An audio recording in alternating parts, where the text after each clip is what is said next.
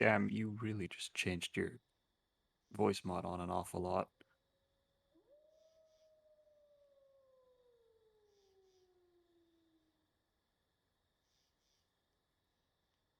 I was on stream and I also heard my voice, so I don't think I was muted.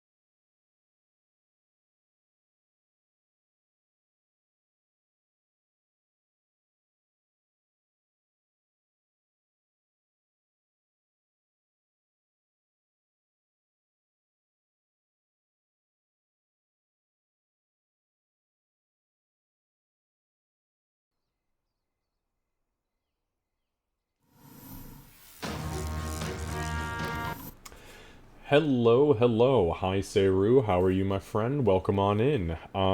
We are here tonight for session number 35 of Unlikely Heroes, which obviously is our Sunday night 5th edition D&D campaign set in my own homebrew universe. Tonight we have the full crew with us here. We are moving in right at the start of something very scary. Well, maybe very scary. We'll see how it goes. Yeah, so we're going to go ahead and dive straight into it. We're going to do a quick recap, little XP catch up, and then we're going to just go straight into the thick of it. Into the thick of it. Into the thick of it. Rawr! Sorry, that was Little Einstein's reference. The children have claimed my brain for their own, which is funny because I don't even watch that anymore, so that's a little old school. But anyways, yeah, we're going to go ahead and dive into this right now. Please keep in mind that we do not pay any attention. I do not pay any attention to stream or to stream chat, I should say, when we are doing our thing. Unless I get a raid, I'll usually stop really quickly and just thank the raiders, introduce myself, and then get back to it. But obviously, we've got a lot of stuff to handle, so let's go ahead and dive back into it. Thank you for being here. Thank you for being here, Seru. You creep.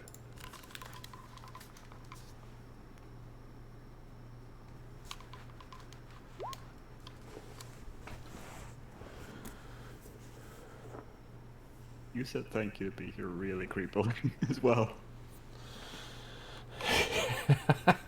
Yeah, I was going for a little bit of creepiness, I suppose. Okay.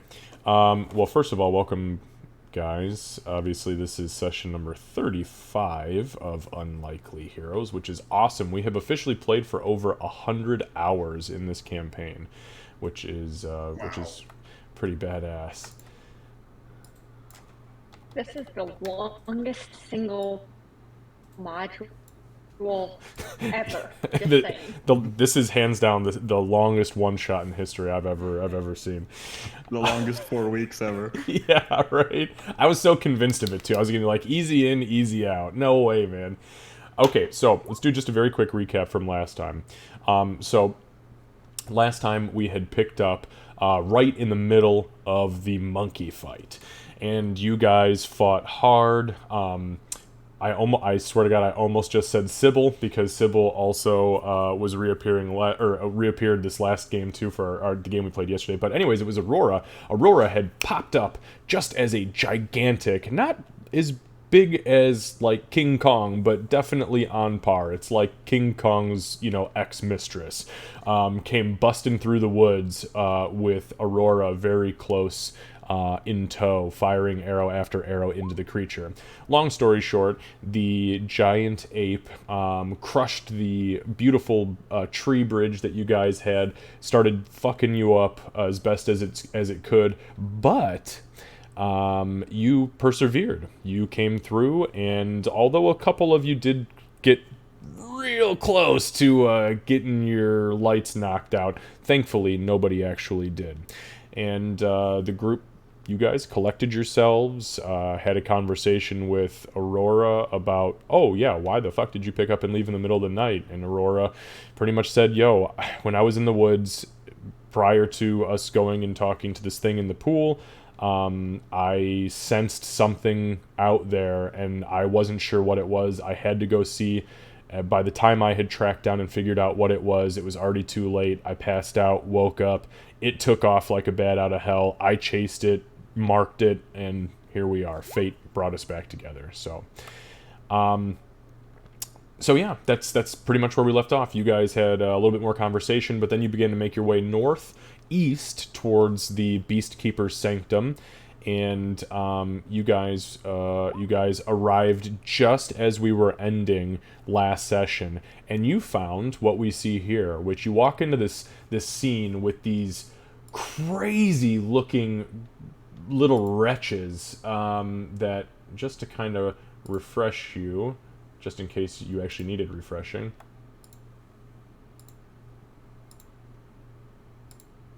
These are the creatures that are currently actively moving around in groups of 2.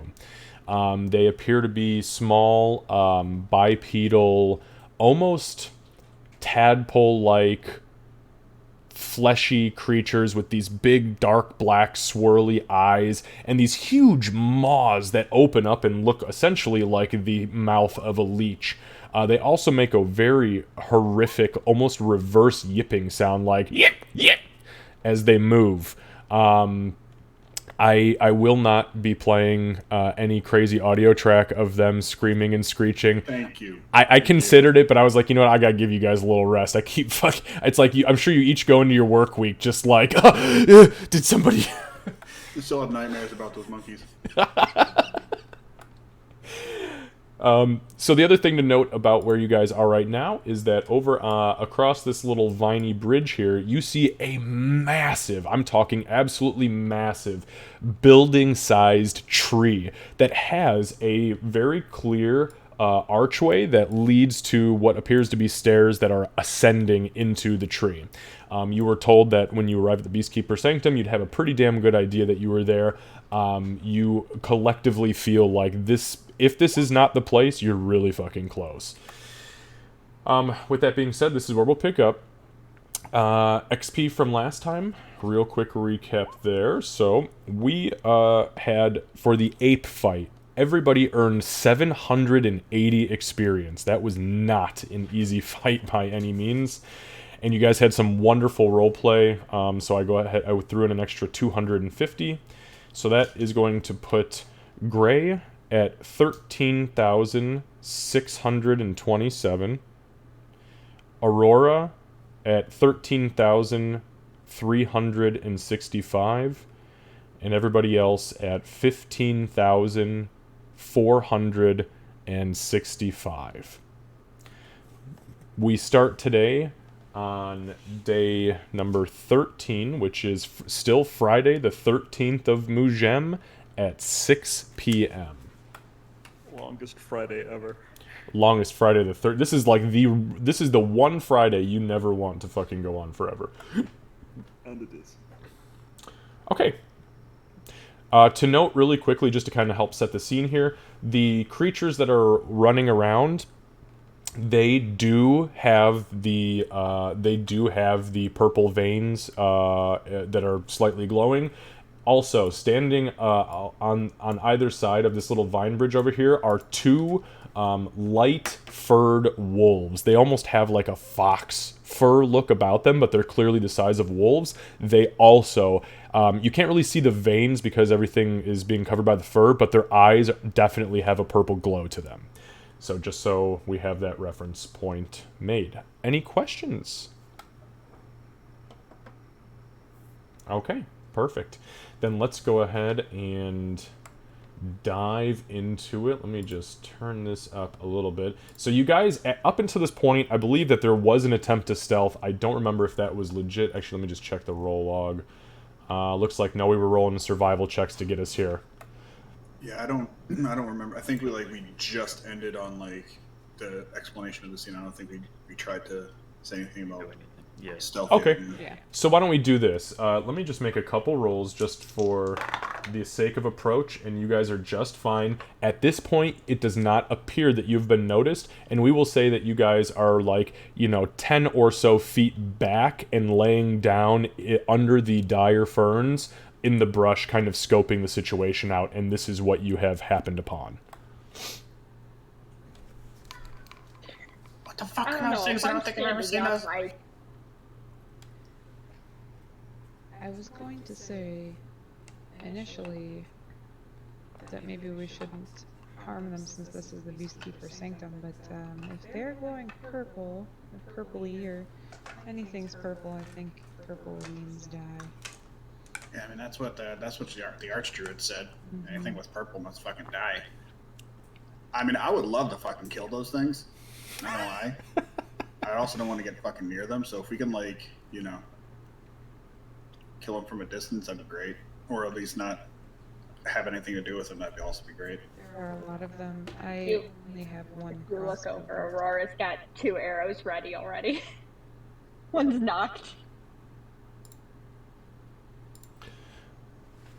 I think Aurora's gonna be our star player in this because I can only throw daggers so far, and I'm out of crossbow bolts.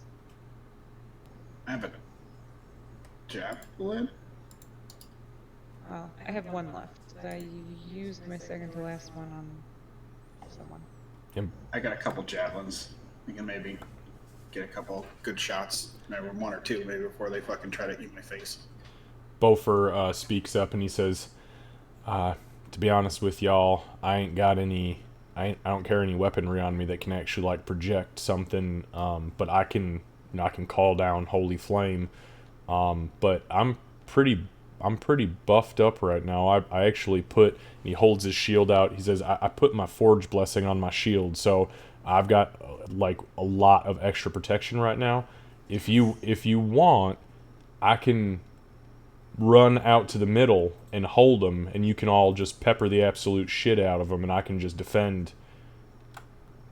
Well, I mean, yeah, we could do that. What if we try to distract them away or something, like throw a rock in the other direction or something, get them all riled up and that shit. No. I think the dwarf running out in the middle of these fuckers is a fantastic idea. I had a feeling you'd think that'd be the case. To be honest with you, though, I'm not really concerned about the little tiny ones. I'm concerned if we try to make a distraction and we fuck it up, those two wolves over there are probably going to smell us out. Those other things, I don't even think they got noses. I'm concerned about the wolves. Yeah, I agree. So why don't we kill the wolves first? Well, yeah, but how are we going to do that if we're trying to create a distraction? My point is, if we try to create a distraction and the wolves pick up on it or they trail a scent, if we shoot them right off the bat, I don't know what the fuck these things are. I've never seen nothing like that in my entire life. Like, Gray, you know what the fuck these things are? They're creepy as shit. You're creepy as shit. You know anything about them? Hey, Gray is not creepy. He is a pretty man. Well, no, I mean, don't get me... Yeah, you're right. No, he is... I mean, look, credit where credit's due. He's beautiful, but, I mean... Come on. He's beautifully creepy. Yeah, hey, there we go. Yeah, all right, that's fair. I'll take it as a compliment. Anyway, do I actually know anything about this? Why don't you make a nature check for me? Okay. I'm gonna assume this is nothing that I've ever run across. Oh, nat 1. Yeah, you've never seen these things before. Aurora, go ahead and you can give me a nature check as well. You especially, I think you're proficient. My D&D Beyond's being super laggy, so... That's okay, no we'll problem. see if this actually rolls. It always rolls. It's always a little laggy, but it's not a big deal. Oh, we don't Hey, we don't need to think about that. You're just creepy. Slightly better. Yeah, you still are just not. You have no. You are confident that you've never seen one before. I think I would remember having seen them. These druids have weird pets. Yeah, that's what I was thinking. I mean, it looks like a damn leech. Yeah, I'm a doctor, not a dentist. I've definitely not dealt with these before. Am I right though, Doc? Look at their mouths. Well, you're a doctor. You've used leeches before, haven't you? We have, and yeah, they look. Doesn't it? Look at that! giant. Look at that face. I don't want to. Wait, you use shit like that in your Not that big. doctor practice? Yeah, sometimes you have to use it to get poison blood out of people. You ain't never used a leech before? How about maggots? You ever used maggots to eat away at like rotten flesh on somebody? No, just cut the bits off. Oh shit! That's oh. Barbaric. Well, Well, I am a barbarian. all right. I give it to you. I'm with 3 on that one. Well, before they Yeah, attack cut it off, us, burn it, boom. I think trying to take the wolves out first is a good plan. I think that's a good idea. All right. So you and Aurora just want to like sneak up there and just fucking snipe the wolves, and then everybody just peppers while we just want to shoot the ones that are closest to us and hope that we can not have to deal with them before they... I mean, they're gonna have to cross the bridge to get to it. Well, Right. shit. Actually, you know what? Now that I say that, they all got them glowing purple shit going on. There's a good possibility that them sons of bitches are gonna start doing that shadow jumpy stuff. Yeah. Well, yeah. So why don't we do that? We'll start. So Aurora and I can sneak up a little bit, and I will take. I'll try for the one on the right. You try for the one on the left, and we'll go from there. Gray I will got one shot. look between like Doc and Aurora, and then essentially go to look at Aurora and go, "May the shadows guide you," and then give her a bardic inspiration. Okay, how long does that last? 10 minutes, I think. Just make sure on that. Oh shit, is it 10 minutes? Yeah. For 10 minutes, yep. Wow. God damn. All right. So Yeah. go ahead and how many inspirations you got left? Because I know you used a few last game. I got them back as a short rest. As we took a Understood. short rest. Okay, just want to make sure. All right, so yeah, as you do that, like Aurora, there's just a brief moment where you could swear you feel a fucking cold hand on your shoulder, and you instinctively glance over. There's definitely nothing there, but his words kind of made you feel comfortable. Like, yeah, you know what? I will use the shadows. Fuck these things using shadows. I'm gonna use the shadows, bitch. I'm gonna use the shadows of the dire fern. All right. So she's Doc, going to go. I was gonna say Doc will kind of scoot forward. I guess I'll stealth first.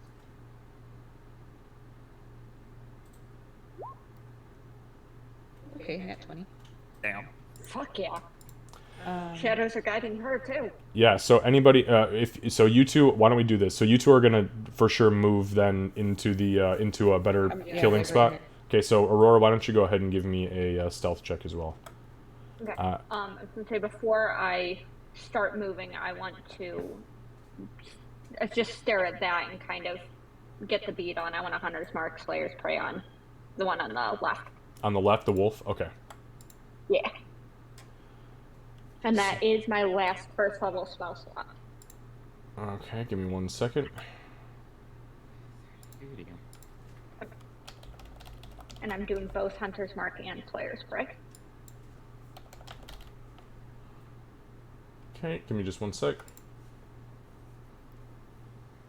Okay. Now, just so you are aware, Hunter's Mark does have a verbal component to it.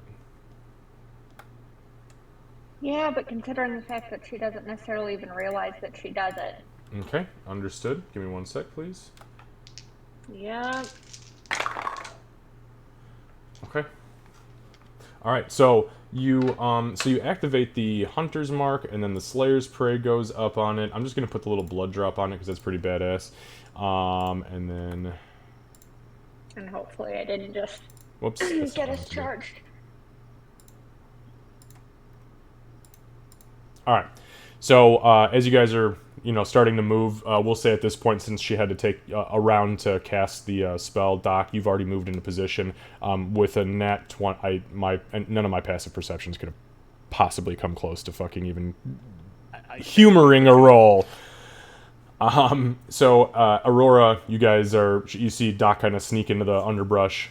Aurora, you see her focus in, kind of like hunch down and start watching a wolf, and then all of a sudden this incantation just spills out of her mouth, and it's audible. You all hear it. The wolves don't seem to notice shit. However, the little wretch over here takes about 15 feet of movement forward. This one stays right on its fucking heel. They stop and they're staring in this general direction, but they do not move into the brush, but they have definitely noticed something.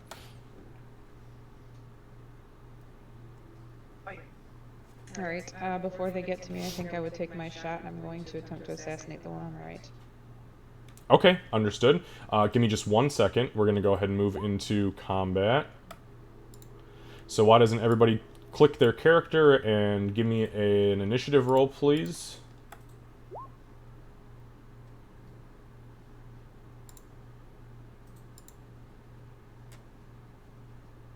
Battle music, nice. Yeah, and it's not screaming apes. Yeah. Those are some damn good initiatives. Those are really though. good initiatives. You know what's funny about that? So I pre-rolled the initiative just to save us some time. The highest I got was I had an 18 and a 14, and those were literally my top two. Everything else below that, for every creature on this map, under 10. Including a nat 1, so fuck me. Alright, so just to I make used sure... my nat 1 on a nature check, so we good. We'll see about that. Alright, so let's see here. I see Doc 19, Aurora 17, Ree and Gray 20. Perfect. Go back to the top here. So, we are not in true initiative order yet. I'll let you guys know as soon as we get there. Doc, you do get a surprise round, so go ahead and give me an attack roll. Now, to be clear here, you are attacking which wolf, please? Thank you. You're welcome. I am assassinating, and since it's surprise, it's an auto crit. Well, roll to hit it. It's not an auto hit, so... Beautiful. Give me one moment. Okay, yep. I mean, obviously 24 hits. Okay. Let me just, Oh my give me 1 sec. 5, 10, 15, 20, 25, 30, 35. However, what is the range on your hand crossbow? Is it 30 feet? Yeah. Okay, because you're 35 feet away from it right now. Can you show me how? Just because I looked at 25. it. Actually, you know what? I went one step ahead of you and it counted an extra step. 5, 10, 15, 20, 25, 30. You're good. Okay, thank you. I wasn't trying to challenge. I just want to make sure I was... Oh, no, I always welcome challenge, but yeah, I mean, all you have to do is don't stop. You guys got to stop using the arrows. The arrows don't do shit, just count squares. So the arrows I have read in the forums it is a known bug that they have not fixed yet, and it will give you decimal points of feet that you can move. Always count the squares. 1 square equals 5 feet, period, end of story. Or keep using the... That's fine, too. Just, click and count. Anyways, okay, so Candace, give me some damage. Alright, here we go. So 32, I guess? Well, no. The dice. That doesn't matter. It has 10 hit points. Okay. So yeah, you fire the hand crossbow. This wolf, it's just standing there. It was standing up on all fours, almost as if it was in a guarded, in like a guarded position, like it was standing there waiting for something possibly, or it was just told to stay there. And it doesn't even make a sound. Your crossbow bolt flies through the underbrush, clips it literally in its mouth, which was very slightly ajar as it was breathing, and just punches a hole through the back of its head. It just slumps to the ground, doesn't make a sound. Do I get a bonus attack with my dagger now? Not during a surprise round, you don't. Okay. During a surprise round, you get a single attack, and that's it. Thank you. That is, that's what I'm gonna do. I'm gonna stay hidden here. Hopefully. Okay. Aurora, you also get a surprise attack. Okay. I will take out my dagger and short sword. Sorry, I want to say that before my turn.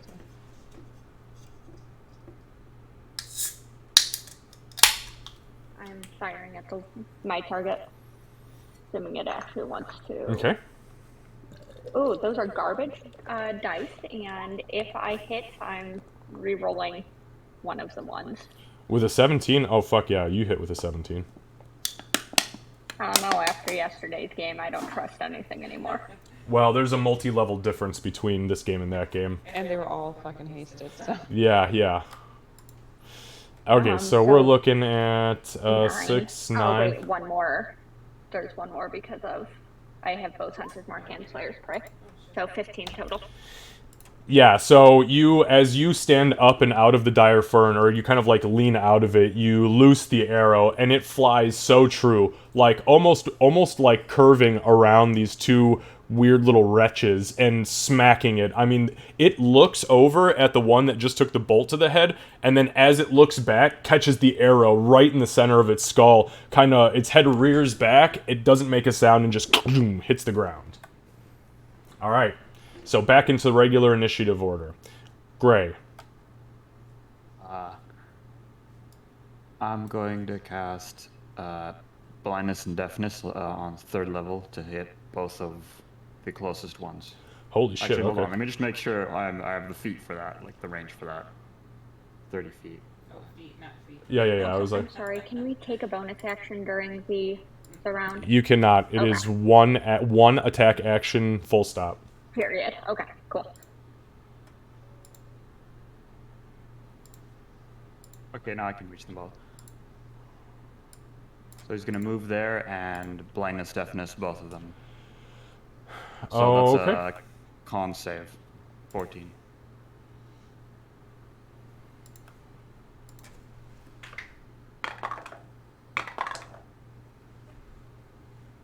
Okay, so the one that is furthest away, you see as it's kind of looking around, you see the I believe it was like kind of like these shadowy claws, right? Isn't that what we had discussed? Yeah.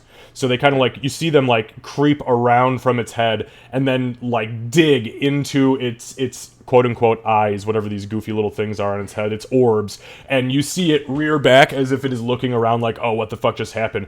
The other one turns to look, and you see the shadows kind of shake off of the back of its head. You feel it has not had an effect. That is not concentration, correct? No, it's not. Beautiful.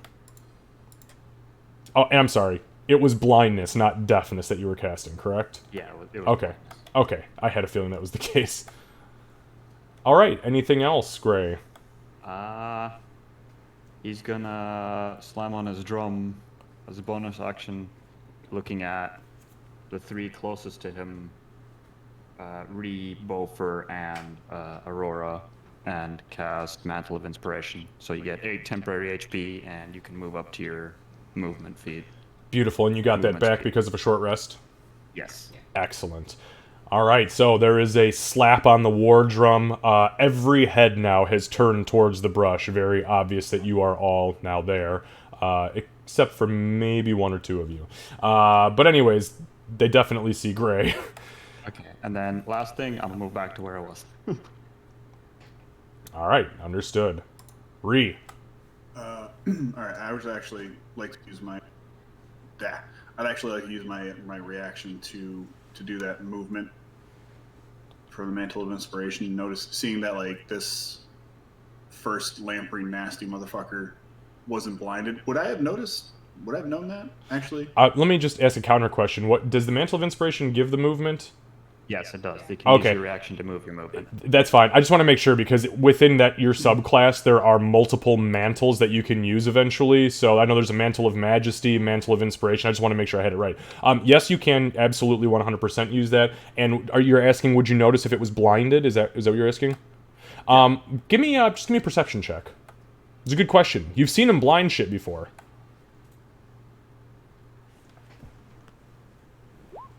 That's not looking good. 11, I'll tell you what, because you have seen it happen before, and because you are not currently raging, yes, you do realize that one of them clearly has the shadow claws over its eyes, and the one in front of you does not. Okay. Well, I wasn't raging, but now I am. So yeah, we will go into a quick little rage. And Just a wee quick one. just a wee quick rage. And she will attempt to smack this one right in front of her. Okay. Hard. So fucking hard. Where is it? Here. Oh, God.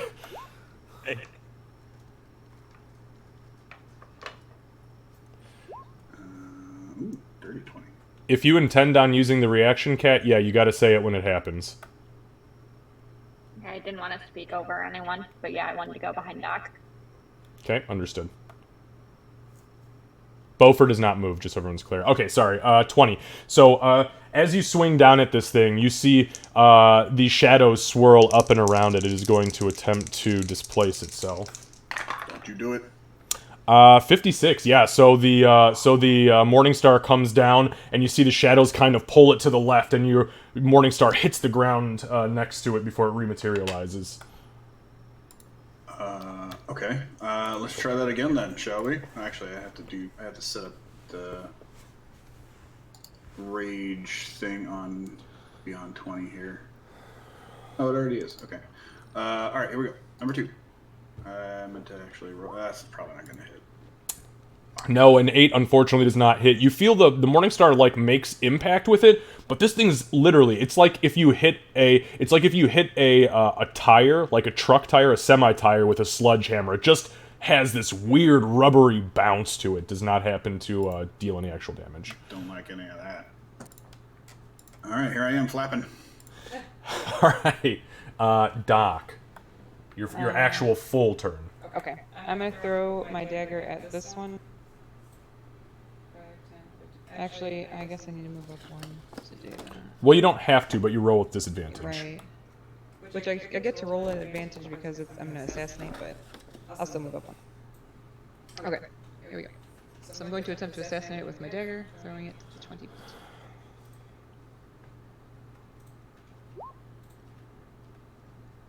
21. 21. Okay, so you throw it. You see these shadows bubble up and around it. Sorry, I'm removing the charges to make sure that I don't accidentally cheat because there's so many of these fucking things. Nope, that's a 30. It does not manage to bring the shadows up and around it, so give me some damage. Okay, it's an auto crit. Holy shit. Okay, you don't even need to need to Okay. go any further. Actually, you know what? Yes, you do. I do need a total. Okay, so that's 4, 5, 6, 12, 24, 29, so 35. 35 case, even with its resistance, it still doesn't matter.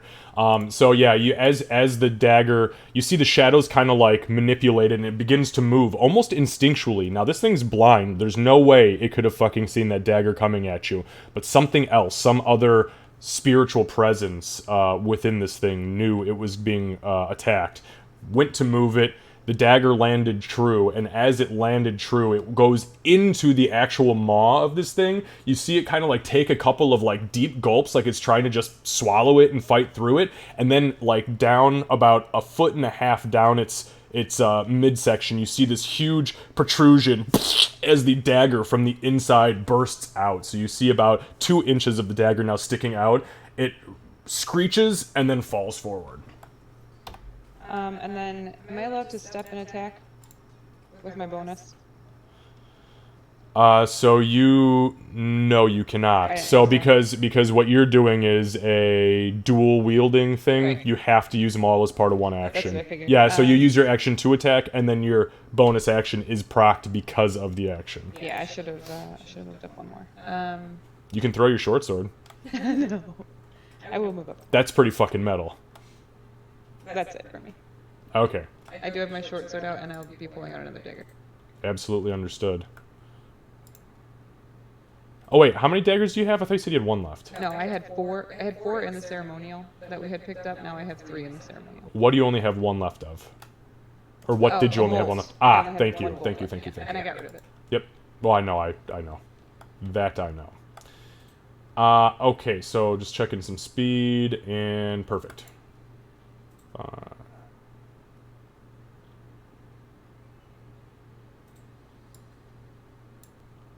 Okay, so this little fuck comes screeching across the. Oh, they're very very fast, and again, they are small creatures, so they are about the size of a halfling, give or take.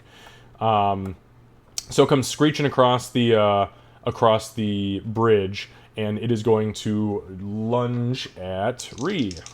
No. I think even with its advantage, it does not hit.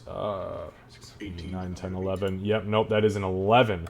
So it lunges at you, its big maw coming in or down on you like it is just trying to gulp you up, and you manage to get that shield up just in time. However, its maw extends, and completely, you can see little dagger teeth around the entire edge of your shield before it lets go, realizing it has not bit flesh.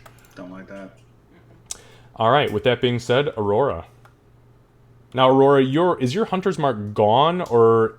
Nope, I can use a bonus action on subsequent turns to remark, which Perfect. I am doing on. Sorry, quick question, I'm going to stop you there. Is it a concentration spell? Yes.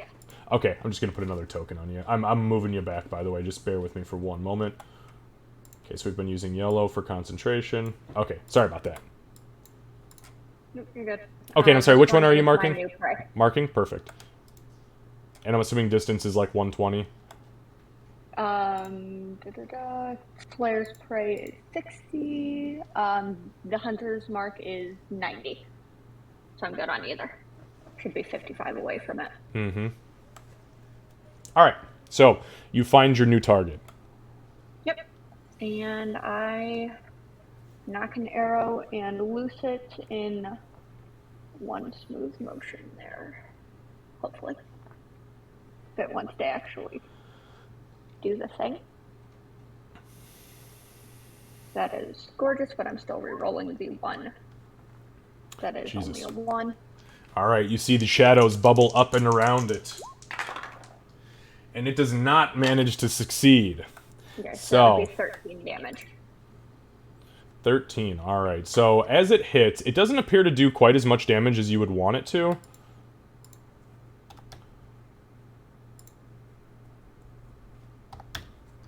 But the arrow buries itself about half as deep as you would have expected for the force of the shot that it hit it with.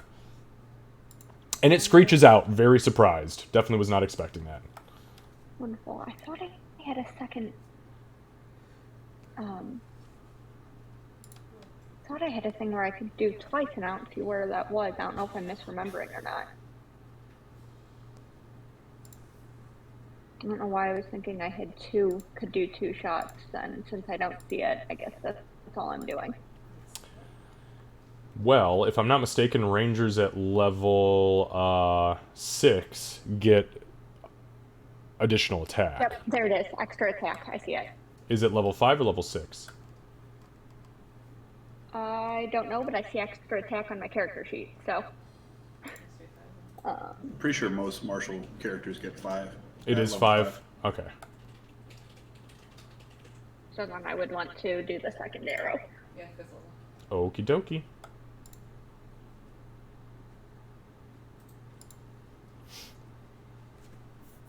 Rolls again very, very slowly. No worries. Yeah, 25 definitely hits. I can't. And that is Oh, for and then- 9, 10, so 10 damage total? Yeah, 10 total. Okay. And I couldn't have re-rolled it anyway because it's once per turn. Right. So. So yeah, it is, there is just enough oomph in that second arrow. Again, when it hits, you think for a second, because it doesn't immediately pierce the flesh, like, yo, this arrow is going to bounce off of this thing's flesh. But there's just enough extra force to finally go through, and as it does so, the creature flops around for a few seconds before flipping backwards over onto the ground. Anything else? Nope, I'm good.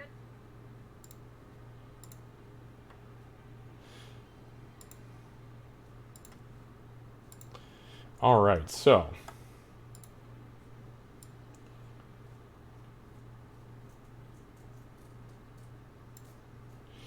from the east, you hear this screech, like there's a mix from this little riverbed. By the way, this little river that's flowing through here, it is dry, just like the one was before with where the monkeys were. But from in this little valley, we'll call it, you hear this echoing, like, extremely deep, like, bass octave Fuck, here comes Mama. owl screech. And you hear, like, claws on rocks.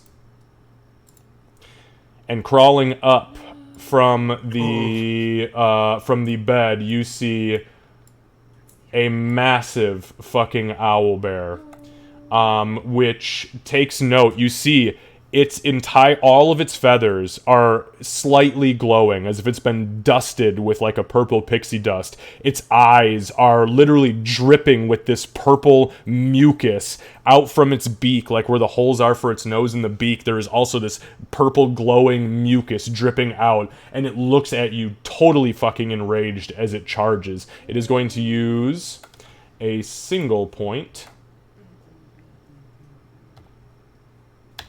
to Shadow Jaunt. And as it dips into the shadows, it rematerializes behind the three of you. And then it is going to attack Doc, because unfortunately, Doc, you were the first one that it saw.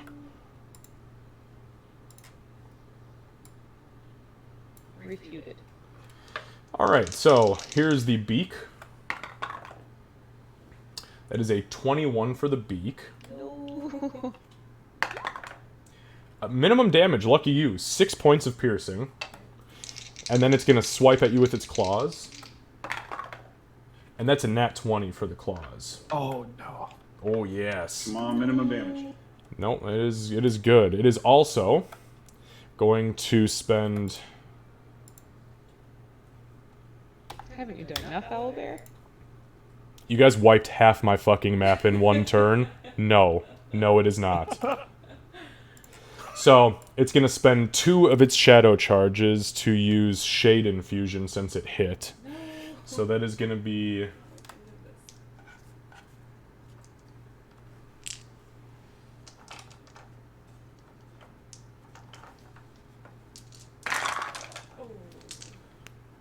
That was a lot of dice. So it's 21 points of slashing damage. Uh-huh.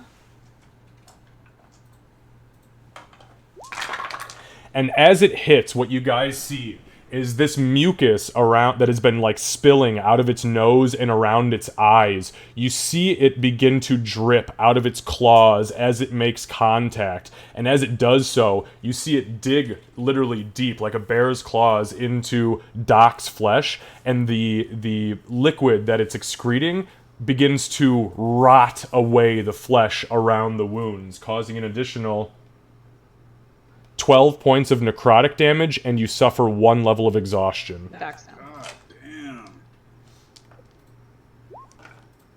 Man, did I give him the temp HP to the wrong people? To be fair, you couldn't have seen her anyway. She had hidden with a natural 20. That's true. Okay, with that, Pushka will end her turn. Alright, so...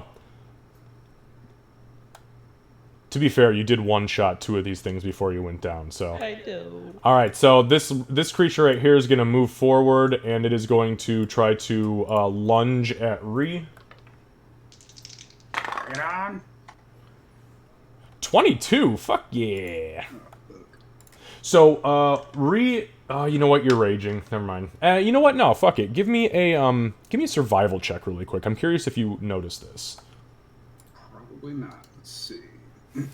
You're right. Probably not. But Not with a 9. I bet. no, you don't. You don't. There's a lot of noise happening. Doc's screaming. Her flesh is rotting off. You can see bones. Quick, somebody get Nightcaller. Okay. So it hits you, and it deals 6 points of piercing damage. And as it... Already halved, or is that Oh, nope, that is not half, so take 3 points. As it hits you, it literally melds to your flesh. It bites, no. and you feel all of its teeth grind sideways, and it just sticks to you. It just sticks to your side. And that's the end of its turn. So, like, Ree started screaming when, like, this lamprey thing, like, grappled onto her shield. Now she's really fucking screaming. Yeah, it is not pleasant. And it just hangs there, too. It's really awkward. It's like in the cartoons where the dog bites the kid's arm, or the stick, and it just, like, shakes it up and down. I hate this encounter so much. Hey, it's Bofer's turn. Alright, so Bofer, realizing this is not a great Fuck up situation. Yeah, so unfortunately, they're kind of blocking his fucking path off. Fuck. Oh, me, Tom Cruise.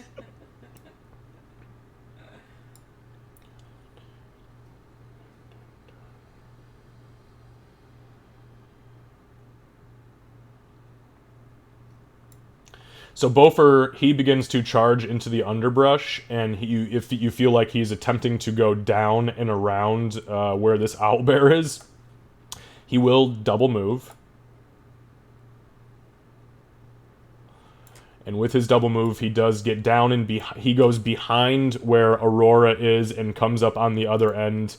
Unfortunately, well, you know what? Hang on. Let's see if he's got any bonus actions.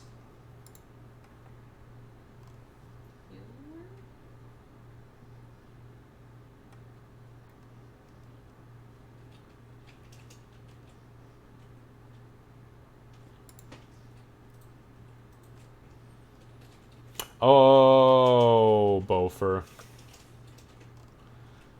Oh, he did not memorize Healing Word. Okay, well, unfortunately, there's not a whole lot I can do about that. But I think...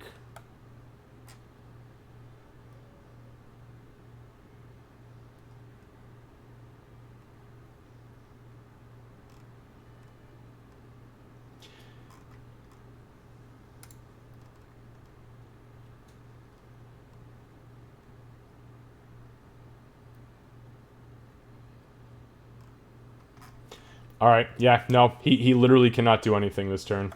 unfortunately. None of his shit is bonus action, and if I blow a level 2 spell instead of using it on level 2 Cure Wounds, I know that Brandon would kick himself in the ass, so I'm not going to go that route. Alright, with that being said, brings us down to these little shit biscuits. So this one charges Bofer.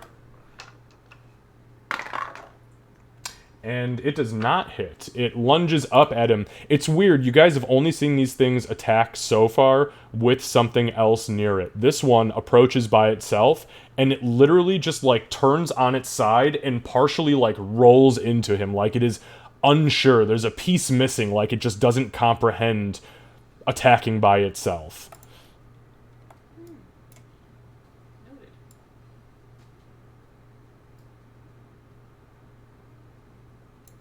Okay, this one is going to go here. It's going to use its bonus action to Shadow Jaunt in front of Bofer, and it will attack Bofer. This one seems like it really has its shit together. Unfortunately, Bofer's got a lot of fucking armor, and even though it looks like it's going to hit, it cannot penetrate his armor whatsoever. Alright, the one in the back.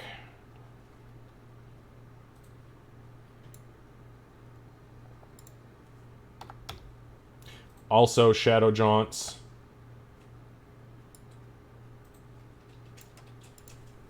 It will also attack. And it does hit. Again, so it jumps up onto Bofer's back, and as it does so, you hear him cry out, and as you look over, you can see that the teeth have ground through his chainmail, and it is now stuck to the side of him.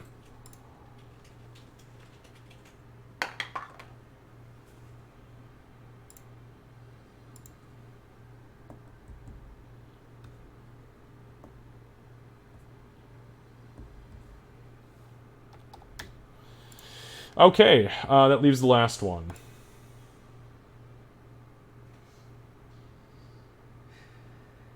So that one just runs up there. It appears to be coming over to the ones that are already on Re.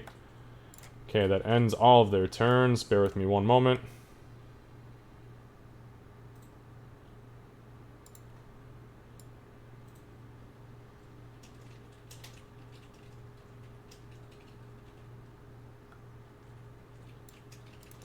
So, you guys hear from inside the tree. Pushka! And appearing in the doorway, you see an absolutely massive man that appears to be half giant, half Goliath. Literally large in size, stepping through the doorway, looking out. He's got a massive battle axe at his side. His body, actually, you know what? Hang on a second. His body just appears to have the purple veins and the lightly glowing eyes. There is no dripping anything from any orifice. But that is where he stops. He stops in the doorway. Actually, you know what? Hang on. He's not very fast, so he actually gets about halfway across the bridge. And that ends his turn. Back to the top, Gray. Gray's gonna move over here. And I was hoping to save a second level spell slot, but that ain't happening now. I'm gonna blow it, and I'm gonna cast Bane on the owlbear and the 4 closest creatures. So that's Okay. Give me one charisma second. saving throw. Yep. You said third level spell slot, is that right? Second level. I don't have any more third. So I get 4. Right. Okay, so owlbear and 3 closest. Give me one moment to make some rolls here. Charisma is definitely not these ugly fucks' strong point, so... What I'm hoping for. Okay, so that's a 13 for the owlbear. What is yours versus a 14? It's a 14, yeah. Okay, perfect.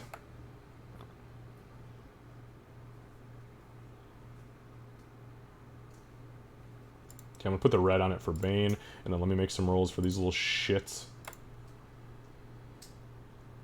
Oh god, they have really, really, really bad charisma. Good lord, what the fuck? If I actually succeed, I'll be surprised. Actually, I didn't roll bad.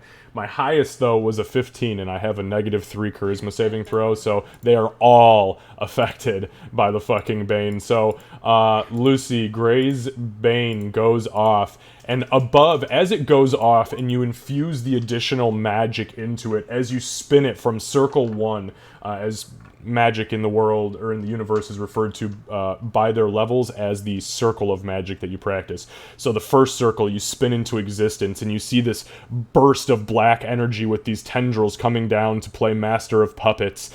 Suddenly that spins into circle 2 and then reverses itself, and as the third circle energy bursts downwards, second level, sorry, it starts either way. Second level, you see hundreds of these little strings grasp onto these things. You even see Pushka, for just a moment, get lifted into the air about 2 inches before settling back down, struggling against them. All right. No, that's only a long rest. I am going to... Ray's going to, I think, just move 1 back for now. Okay, sounds good. All right, very well done. Very well done. And if anybody ever tries to tell you that debuff characters are invalid playstyles, you show them this. Well, we'll see what happens by the end of it. Maybe let's not tell them quite yet. Count all our chickens over there. All right, Ree, you have got this little fuck stuck to the side of you. It is your turn. What are you doing? I would like to not have this little fuck stuck to me. Okay, so yeah, what you'd have to do is you'd have to you have to spend your action, your attack action, removing it from you. There is no check to it, though. You feel it's very, very weak attached to you, and you just have to pluck it off. Yeah, she doesn't want this thing attached to her, so she's gonna and it just gut reaction, rip it off. Okay. Yeah. Easy. I mean, I know strategically I should probably whack at the things around her, but Play your character. You play got my it. character. Yeah, no, Absolutely fuck that. She's freaking out. I wouldn't want a fucking leech on me, or a lamprey, or anything like that. Ooh, thank you. Okay, so that's it. Just pluck it off. Yeah, nope, it is off of you. It was attached to you via grapple, like a one-way grapple, but you yanked it off and boop, plopped it right back on the ground. Okay. Okay, any other actions, bonus, or... No. I don't have any... Right, I don't have anything I can use.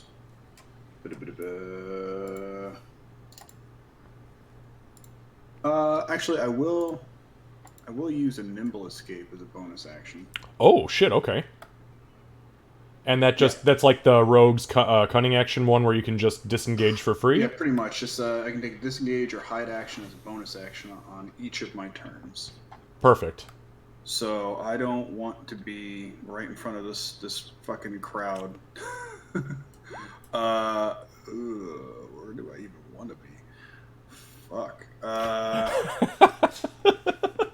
guess I'll just kind of come over here next to the owlbear. Somehow that seems safer. You know what? Honestly, I think I'd agree. Should have moved back further. All right. So you move there. Perfect. Doc, go ahead and give me a death saving throw. Just roll a d20.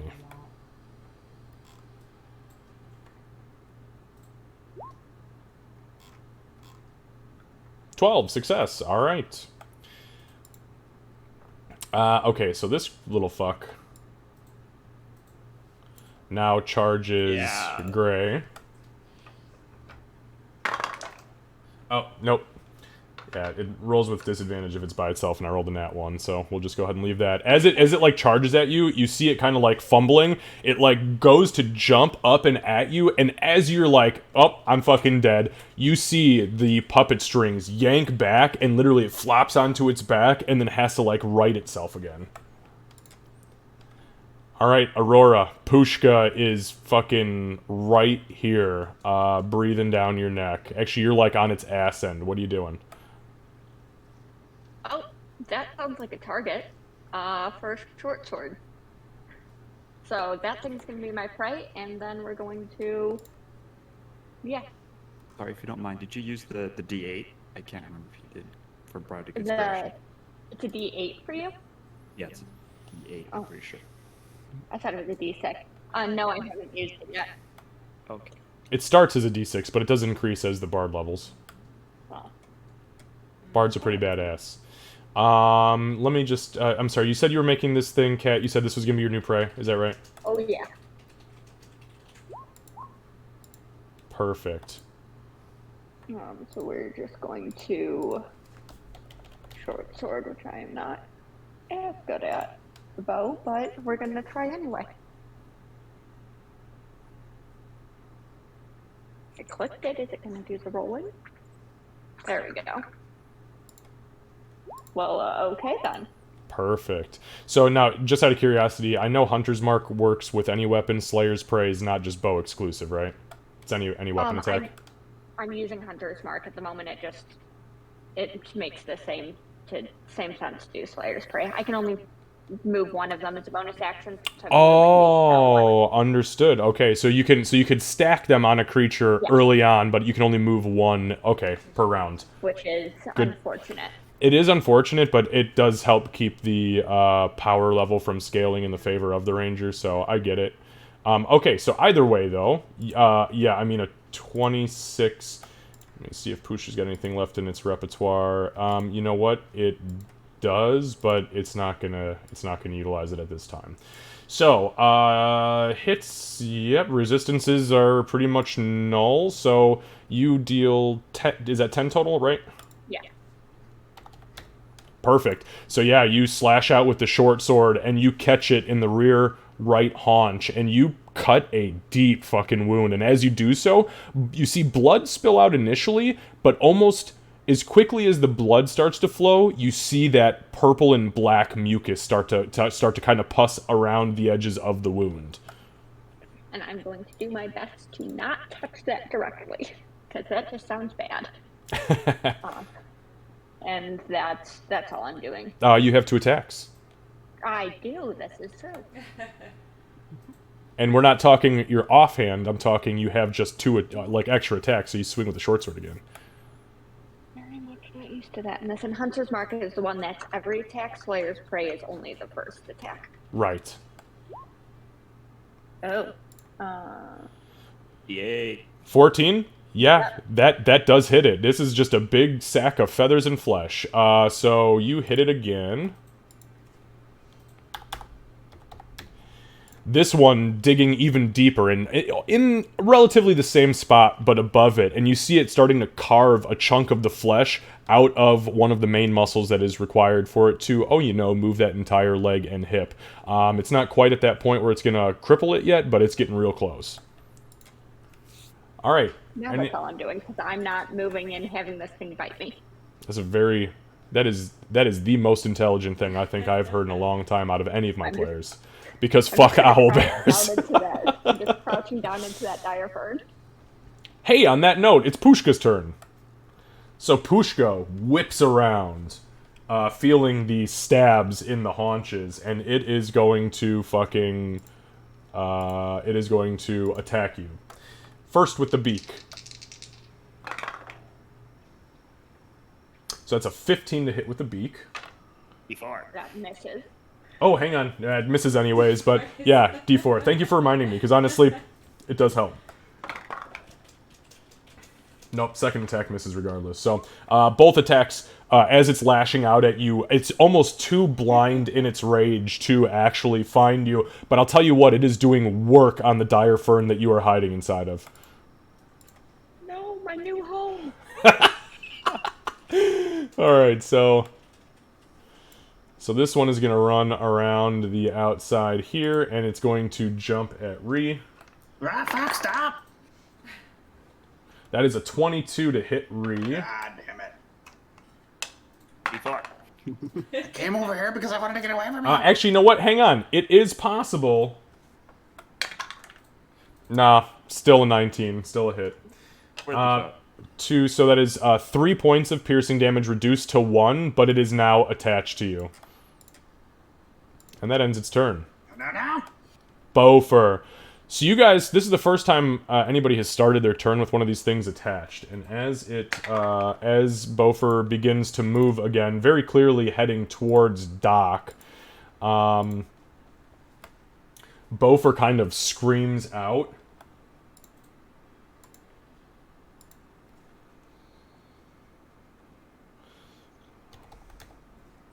So Bofer screams out, and as you guys kind of look through the thick of the shit, you realize that where this thing was attached, the flesh around where it has bitten, including like the back of his neck, which is pretty much all you can see with his chainmail and helm and everything, has begun to deteriorate and is like melting, almost like a spider's venom, and you see it almost like being drained down and towards this creature's mouth. And he screams, and you just hear him go, "Doc, Doc, Doc, don't you fucking die on me!" He gets over to Doc, and he is going to, even with this thing attached, he's going to spend his last second level spell slot, and he's going to cast Cure Wounds at level 2.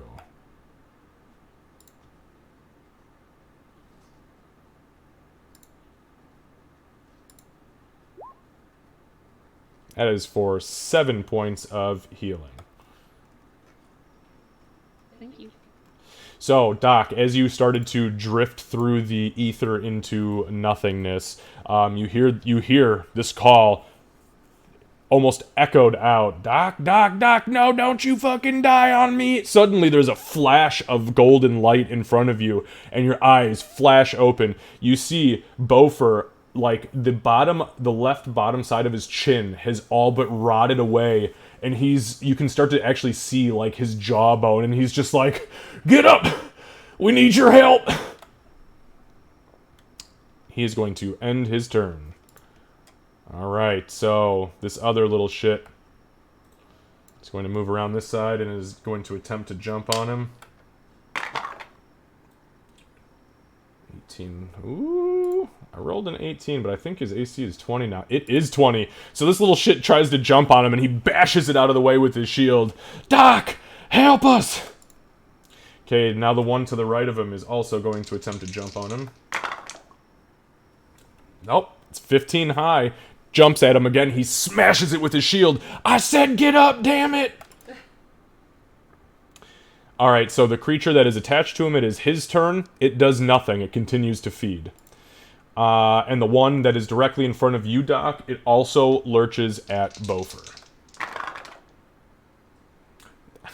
Even my high with advantage is only a 19. So as he's looking at you, he grabs you and kind of like shoves you behind him, and he like bends forward, and you hear this audible clunk as this thing bounces off of his helm, and that is going to end all of their turns. I did not mean, by the way, if he dies, I did not mean for this to be the way that he went out. Okay, now Vidor, yeah.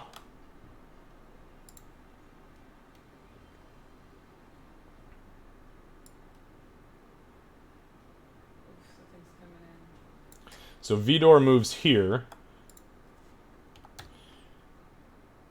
And then you see him vanish into the shadows.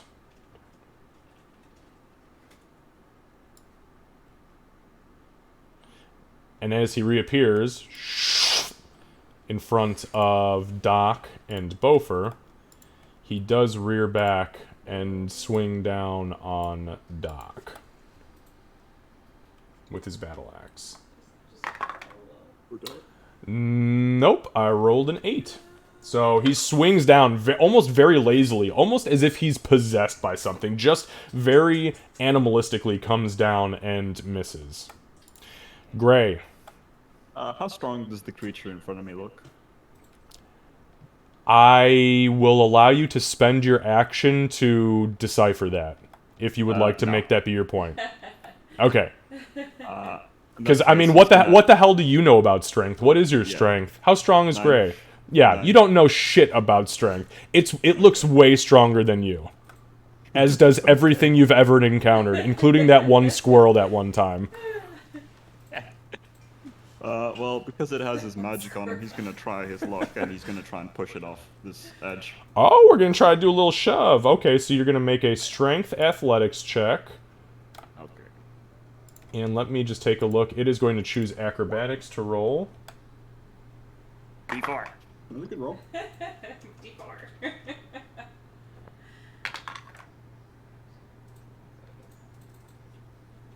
Okay, so I rolled an 18 minus 1 is a 17 plus 2 is a 19.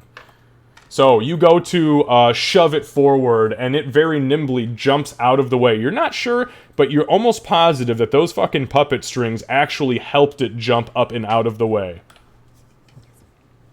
Okay, so you've spent your action. What would you like to do? I guess as a bonus action, he'll. Sorry, let me just see how far everyone is.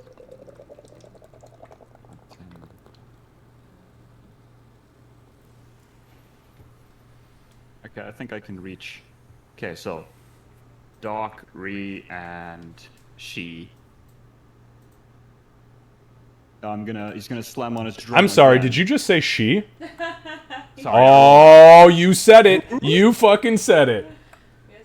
Hey, Sorry. I will channel my inner half orc if it means I'm getting bardic boons. Yeah, sorry. Okay, what were you gonna do? He's gonna slam on his drum again as a bonus action and use Mantle of Inspiration one more time because that's my last bardic inspiration. Okay, understood. And everyone gets 8 temporary HP, and you can move without provoking opportunity attacks with your reaction. Yeah, and You already had temporary. Do you get? nope, more? it does not stack. Never stacks, but it does refresh.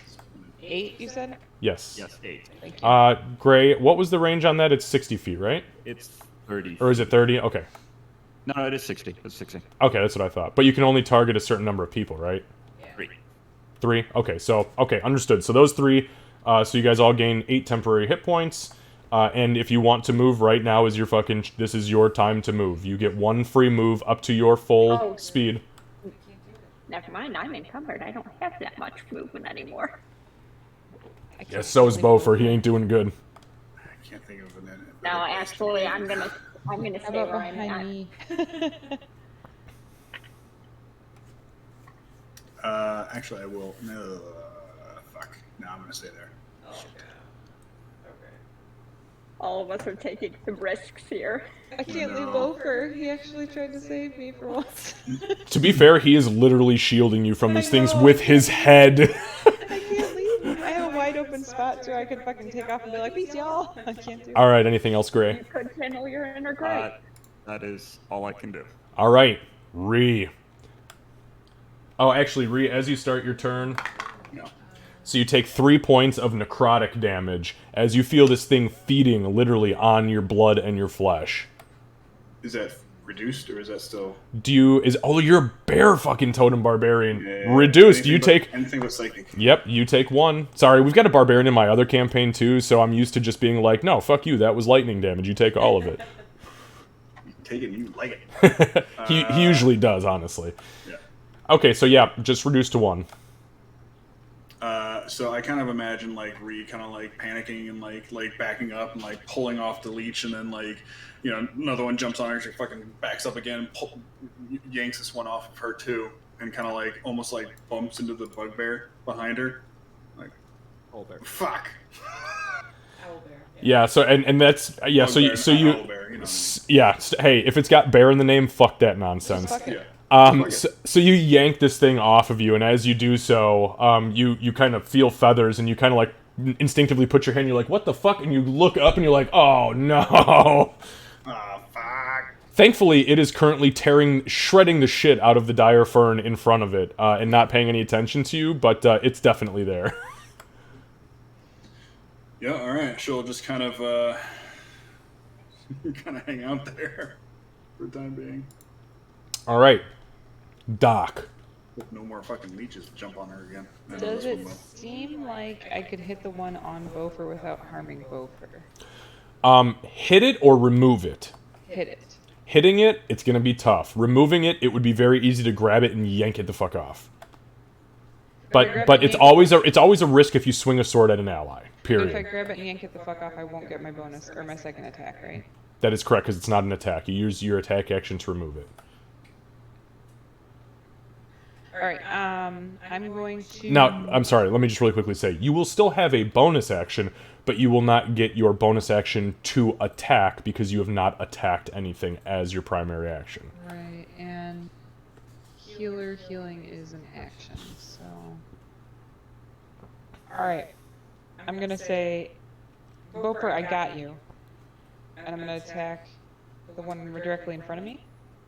Okay. Sure, sounds My good. short sword. Yep, absolutely. If I can. Okay. I know how to use D&D Beyond. That is a 21. All right, yeah, so you lash out at it. You see the shadows begin to curl and spin around it. And that is only a 45. You succeed at your hit. Yes, you find your way through the shadows. You navigate through the shadows. 20 points of damage. 20 reduced is still just enough to end it. So as this thing tries in vain to conceal itself in the shadows, your short sword still finds the flesh, and you hear it screech out. There's kind of this burst of black ichor up and on your face, but as you pull the short sword out, the shadows fade. It flops around for a few seconds before expiring. Doc clearly starts calculating, kind of looking around at the giant motherfuckers behind her, but then looking at Ofer, and she will attack this one with her dagger. Beautiful. Oh, it was almost a 19. It's an 8. Yeah, unfortunately not. This one doesn't have the puppet strings really holding it back, so it's really wily. And these things seem to be like chirping and calling to each other because you hear them cock their head and make a noise, and then the other ones react to it, and they're doing it like it's like sounds like a series of clicks, like crickets almost. This one hears you coming and just kind of ducks out of the way. Unfortunately, does not hit. Just for my Jiminy Cricket, a bonus action couldn't have removed the thing off of Ofer, right? Could not have. Okay, Nope, thank it you. requires a full action. Okay, then I'm gonna tell him, hang on, and I'm gonna keep my focus. I'm gonna try to keep my focus all around me, but this guy's still on my side. Okay, understood. All right, Lucy. Mr. Gray. The one in front of you is going to attempt to bite the shit out of you since you tried to hurt it. Yes, I know D4. I'm well aware, thank you. It doesn't matter anyways. Yeah, I rolled an 11, so 12. What is your AC? It's 12. Oh, 12. Okay, well, even if I rolled a 1 on the D4, it doesn't hit you. So it goes to lunge at you, and as it does so, again, you see the puppet strings. It gets, like, right into your face. You can smell the rot and decay in its breath, but you see one of the puppet strings yank back suddenly as its head and misses you. Spells. Aurora. Also, real quick, Bane lasts for 1 minute, correct? Let me make sure of that before I start speaking up my ass. Yes, it's a minute. Okay, just so you know, you do have 7 rounds left. Yes. Okay. Alright, that brings us to Aurora. What would you like to do? I'm going to start by taking my bonus action to move Slayer's Prey onto the owlbear as well. Understood. Now I've doubled up on this. Then I'm going to aim for the haunch again, and with the short sword. Okie dokie. So it's going to be this plus an extra d6 for the first one. I am going to use that Bardic Inspiration now, which is a d8, which means it'll be a 14 to hit. Okay, 14 would typically hit. You see the shadows begin to spin around. Before I finish fixing my damage and everything.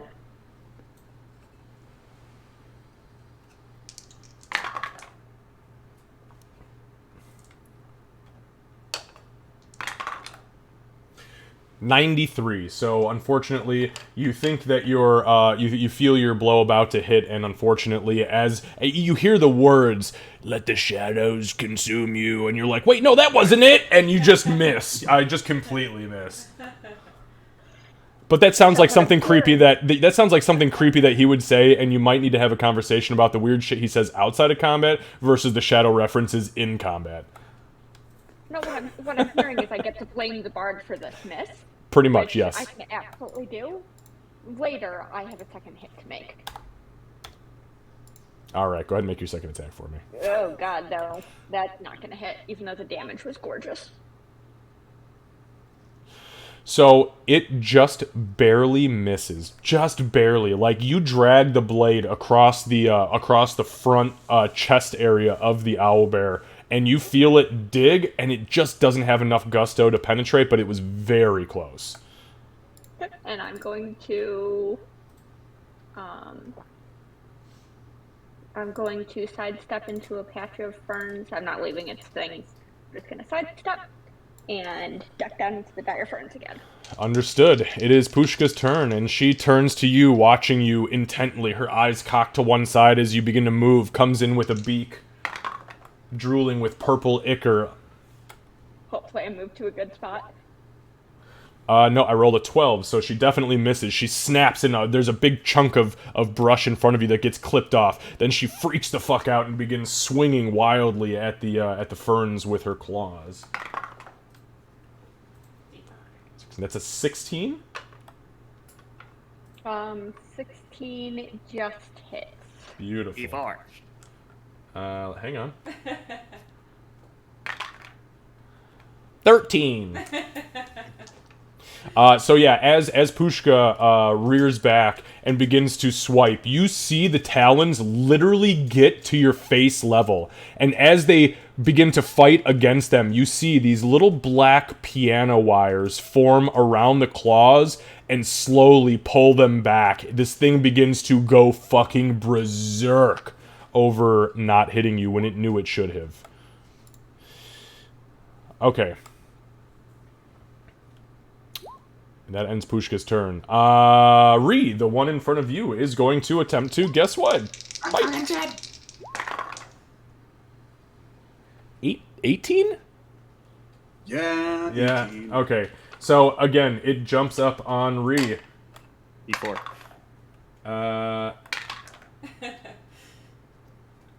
No, 15.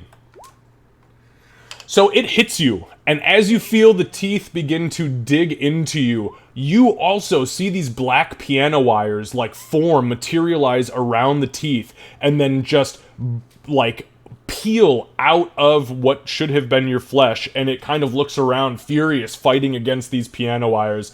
All the while, everybody looks back at Gray, seeing that this is a common theme, and you see as he is fighting off this creature here, every time he moves his right arm, his fist is a bundled coil currently of black energy with hundreds of black piano wires tugging at these things. Like, we've never liked Gray before, but...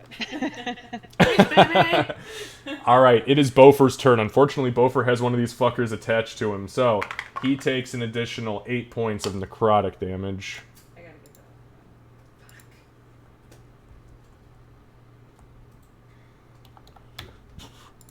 He screams out in pain again as he looks over to Doc, and he's just like, do whatever you have to do. Get the hell out of here. Mordine be praised. And he reaches out and he is going to cast Cure Wounds on you. You're still in way worse shape. Oh, and that is a maxed out Cure Wounds. So another 8 points of healing to you, Doc. I never liked Bofer before either. So then what he's going to do is he's going to move over here. Not out of range of anybody, but getting their focus on him. Kind of creating a kind of an alley. Unfortunately, he doesn't have anything else he can do, so that's going to end his turn. The wretch next to him is going to jump and attempt to bite him, and that is a 19, which still doesn't hit his ass. He throws his shield up and he goes, I said get! Go on, get, Doc! I hate it so much. So that is a 18, that does not hit. And the one on him does not get any attacks. They do not get to attack while they are currently attached. So, that ends that little round of fuckery. It's kind of impressive, actually, that he's holding off 3 of them with 1 attached for multiple rounds. Seriously. And he's still looking, I mean, don't get me wrong, he's looking really fucked up right now. Like, as he looked over you and started to scream, the whole bottom jaw, the flesh is just dripping off. And he's just like, I said get! Go on, get! Vidor turns and looks down at you, Doc. No. And there's this big, toothy, half-giant grin on his face. Yeah! And he begins to swing, chop wildly on you with the battle axe that he has. So he actually only gets 1 attack. He doesn't want to play Gnome Toss? That is a 24, unfortunately, to hit with that. Yeah. I would like to uncanny dodge, please. That is a very, very smart move. Remember, temporary hit points come first. That is 14 points of damage reduced to 7, so you have 1 temporary hit point I left. do indeed.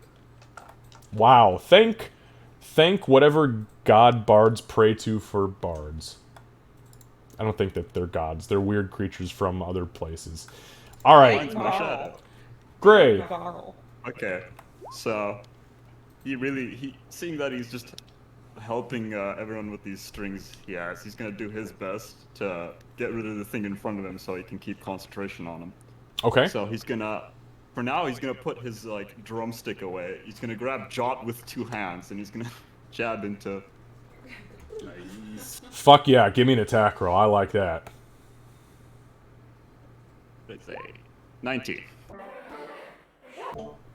So yeah, like as you grab Jot, because you put the drum away, you grab the spear and you feel that hum of electricity. As you lurch forward at this thing, you feel this like pulse of electricity kind of like rocket into your hand, this buzz, and you hear, Yes, master! It's time! Feed me! I should specify. Sorry, how bad is this thing looking? it's unscathed. Then yeah, I'm just gonna attack normal. Okay, you hit. Oh, you hit. With the electricity. Okay. Use the charge. Yep. So you hit, and as you hit, you run the blade into the thing for 6 points of piercing, and then go ahead and give me the electrical. It's a D4, right? Because it doesn't say it on the weapon. Does it really not? It is a D4. It should say in the description. No, it's just a very nice description. 2 damage.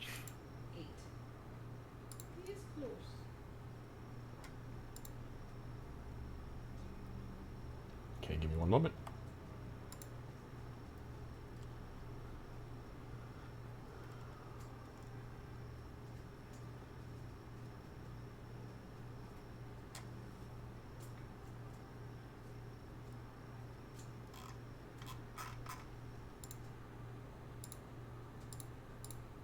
Okay, so you feel that it has taken the full effect of the electrical damage, but the piercing damage does seem to be quite reduced.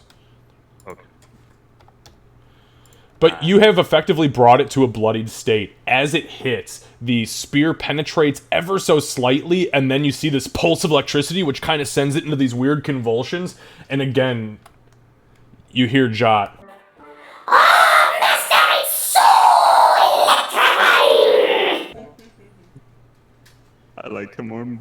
Anyway, I think that's all I can really do. Actually, I'll move 1 spot away, but I'm still in range. Okay. Speaking of really, your turn. Okay, so yeah, Ree backed up into this owlbear. She saw this fucking nasty creature, fucking creepy creeper in front of her. So she'll turn and take a whack at the giant fucking wall of a monster behind her. Yeah, she'll just take 1 whack right now. And, yeah. Take that, big fucker! Oh yeah, that definitely hits. It does it though? Does it have the shadow business?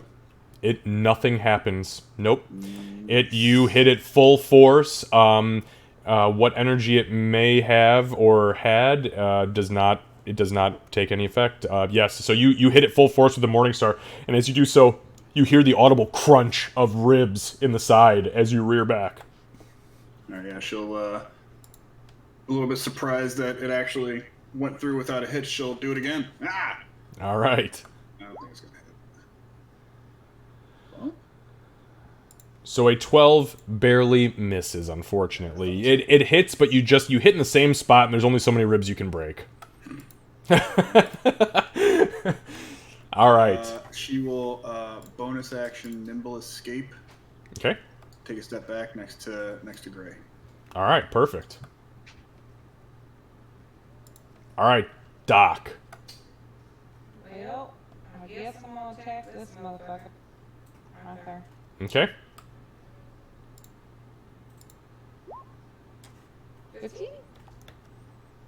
Yeah, 15 absolutely would hit, but you see the shadows begin to coalesce around it, and for its reaction, I rolled a 99. You do not find solace in the sweet penetration of blade on flesh action. Then I will stab it with my dagger. Shank, shank, bitch. It's like assassin porn. I don't like that. That's a 19. Yeah, it can only use one reaction round, so you fucking hit it with the 19 for sure. 11 damage, bitch. No, 3. I don't get the sneak attack. I got the sneak Why? attack on the first one. Don't I not? Well, no, you didn't hit. You only get sneak attack yeah, once yeah. a round, but it only procs if you actually hit. Yeah. Yeah, which is the benefit of being a rogue and having dual weapons, because if you miss on the first one, fuck it, swing at him again. First you don't succeed. Yeah, so Try again. Yeah, right. Okay, so you don't kill it. As you slice at it with the dagger, your dagger does not seem to have as much impact as it normally would. You've been kind of assassinating these things with brute force up until now, and as you hit it, it just kind of, I mean, don't get me wrong, it absolutely mutilates the side of this thing. Black ichor and weird, like, tendrily innards kind of spill out, almost like moving on their own, like they are sentient, like its innards are sentient. Yeah, you hear the screams of souls and things. It's pretty terrifying. You don't actually hear that. No, not with these things. Anyways, but yeah, you do land the blow. Anything else? That's kind of reassuring. Nope, I think that's about all I can do. Okay, Gray, this little shit that's focused on you is going to attempt to hit you.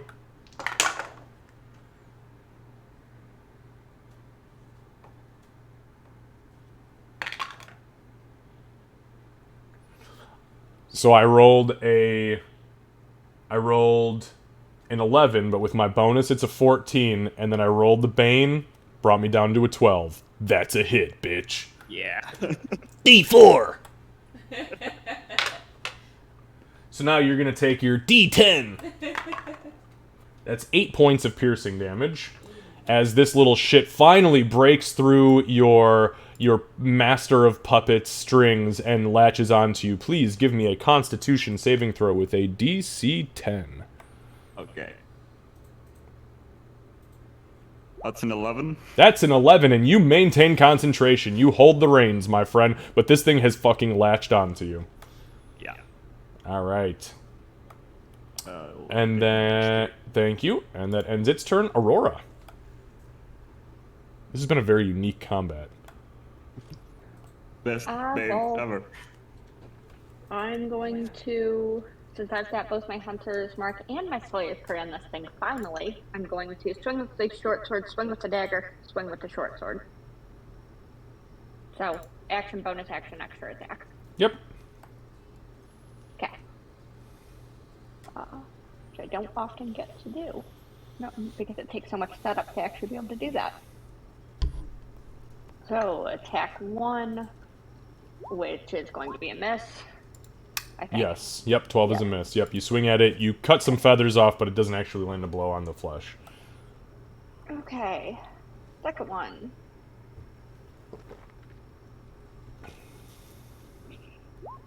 Maybe? 13 does hit. Yep, you definitely hit. Okay. I roll a 14. Come on. So that's a 12 damage on the dagger. Yep, got it. And your dagger, as you swing with the dagger, you cut just above the artery that would cause this thing to start bleeding out. You miss it just by a nick's worth, but you slash it pretty deep. It is beyond bloodied at this point, as it is spilling blood in this weird purple ichor all over. Well, let's see if I can see that artery through the purple ichor. Hell yeah. Go and get him. Yeah, 16 definitely hits. Now, you only get Slayer's Prey once, but you get Hunter's Prey Yes, total. regardless, right? Yeah. It's on every attack. Okay, cool. Yeah, because that one takes me a full spell slot to do. Understood. So, yeah, you slash out with the short sword, and you catch this thing in the lower part of the jaw, and you run the blade all the way up through until you feel like nothingness, like free motion, telling you it's probably in its mouth cavity, and then you feel it puncture up towards the second part of its skull. It doesn't quite get to the top, but enough to where you pull out, blood just explodes out of this thing, and you see it starting to waver, and it's blinking heavy as if it's about to lose consciousness. So what I'm hearing is I needed like 2 more points of damage. Almost spot fucking on, yeah. Yep. Regardless, she's gonna laugh maniacally, and that's going to be all she's doing. Hold on though, she's a halfling. It is so fucking cute. You have no idea. My God, I have made every intimidate check with her. That is I true. can never That is do it true. in half orc. It's because all that rage is condensed. Yeah, exactly. She's just a ticking time bomb. Alright, Pushka's final stand. Pushka is going to attempt to absolutely fucking eviscerate you, though she has not succeeded at hitting you yet, so let's see what happens. Well, I forgot to move, so this could be bad.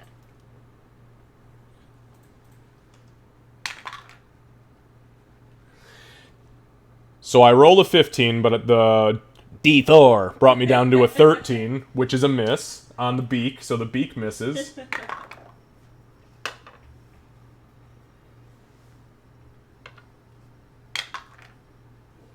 So 17, including your D4, which I believe is a hit. Is that correct? Yeah, she was 16. Yes. Okay. So the claws will hit you. Thankfully, I have temporary hit points, which I have not used. Yeah, no joke. 19 points of slashing damage as the claws finally, in a last desperate slash, an absolute blood-curdling frenzy, this thing comes down on you. I rolled 2 7s. I was actually really, really lucky on my part. Thank God my owlbear actually hurt somebody, because I was really, really sad about that. Okay, that ends her turn, though. Alright, this little shit over here is going to hop over here and join the fray, and it's going to attempt to bite Ree. Oh, for fuck's sake, stop it! 16, 17. So that's only a 17, though. You have an 18, don't you? Hey, I do. Yeah, so, like, you see it coming, and you're like, no, no, no, no, no! Turn, and boom, shield block again. Bofer. Bless his sweet little heart. I'm trying.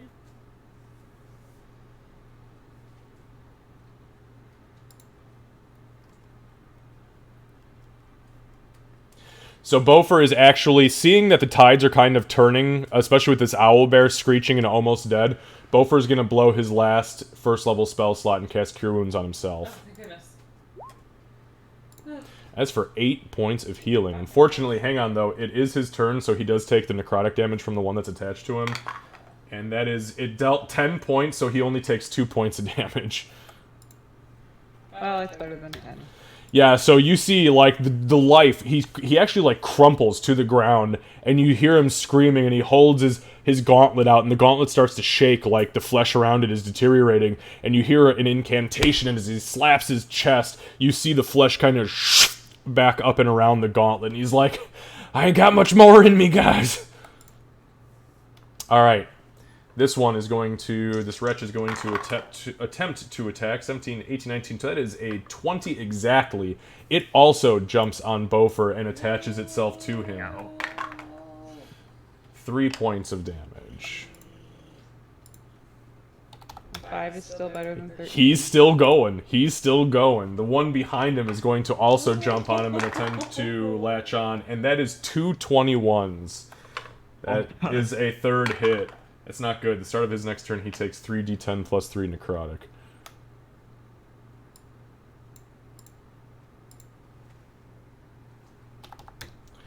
But the dude still has 12 hit points. He's doing alright. He's actually, all things considered, this is not the worst it's been for him. Okay, the other one is attached. Right? I can't even get to him. He stepped out. Like, if I step, I'm gonna get 2 attacks of opportunity now. Depends on if Vidor has reach or not. You don't know. That's true. Speaking of Vidor. No! Again. So Vidor swings down, and he rolls a... What is his plus to attack? He rolls a 7 total. He's got a very lazy swing about him. He's not the best at what he does, unfortunately. He's a good beastkeeper. He's not a good fighter. All right, Gray. Your turn, my friend. Okay. Just so you know, that brings us down to 4 rounds remaining. Yes. Necrotic. Oh, yes, necrotic. So you take a pulse of necrotic energy as you feel... Ooh, that is 10 points of necrotic damage. I am bad. You're dead? No, I'm bad. Oh, I thought I heard dead. I was like, bro, I thought you had like 15 hit points still. I am bad. My bad. Yeah, no, you're good. Give me another Constitution saving throw, DC 10, please. Okie dokie. That's the 2. It's gone. Yeah, so finally you feel after many rounds of success with this, you feel the uh-oh. I'm good. I clicked out of it. Oh, I was gonna say shit, Candace is like, I'm done. She quit. That's it. Gray's done enough. But you do feel, you all see as the necrosis begins to affect Gray, and you see the flesh starting to slosh off of his chest and face. He starts to scream with this thing attached, and the strings that were attached to these creatures fade. But it is your turn, my friend. Yeah. So, a 20-foot cube is 4 blocks, correct? Like So in a straight line. I'll tell you what I'll do, buddy. I'll put a 20-foot cube on the map for you so you can see exactly. So we have no question or no crossed wires. What are you trying to cast? Very fire. Fairy Fire? Okay, give me 1 sec, bud. Because guess what? I got a Fairy Fire thing for you. Yeah. No, I mean that literally. Well, you know, you've seen it. Yeah. There's one thing, gotta put up another. Sorry, that had the outlines on it. I put the one with the outlines on it. So, yeah. Here, I'll tell you what I'll do. I will, Okay. hang on a sec, bud. There, you can control it now. It's all yours. You tell me where it goes. You're the captain now. Let's not get ahead of ourselves. There we go, right there. This is my ship.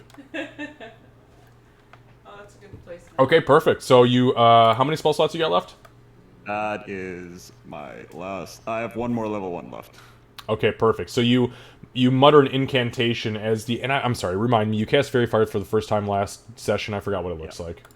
It's like this just black fire, just kind of like, if you know Naruto, kind of like Yeah. black So fire. absolutely. So like this black fire just kind of like bursts and streams over. It's dexterity saving throws, if I'm not mistaken, correct? Yes.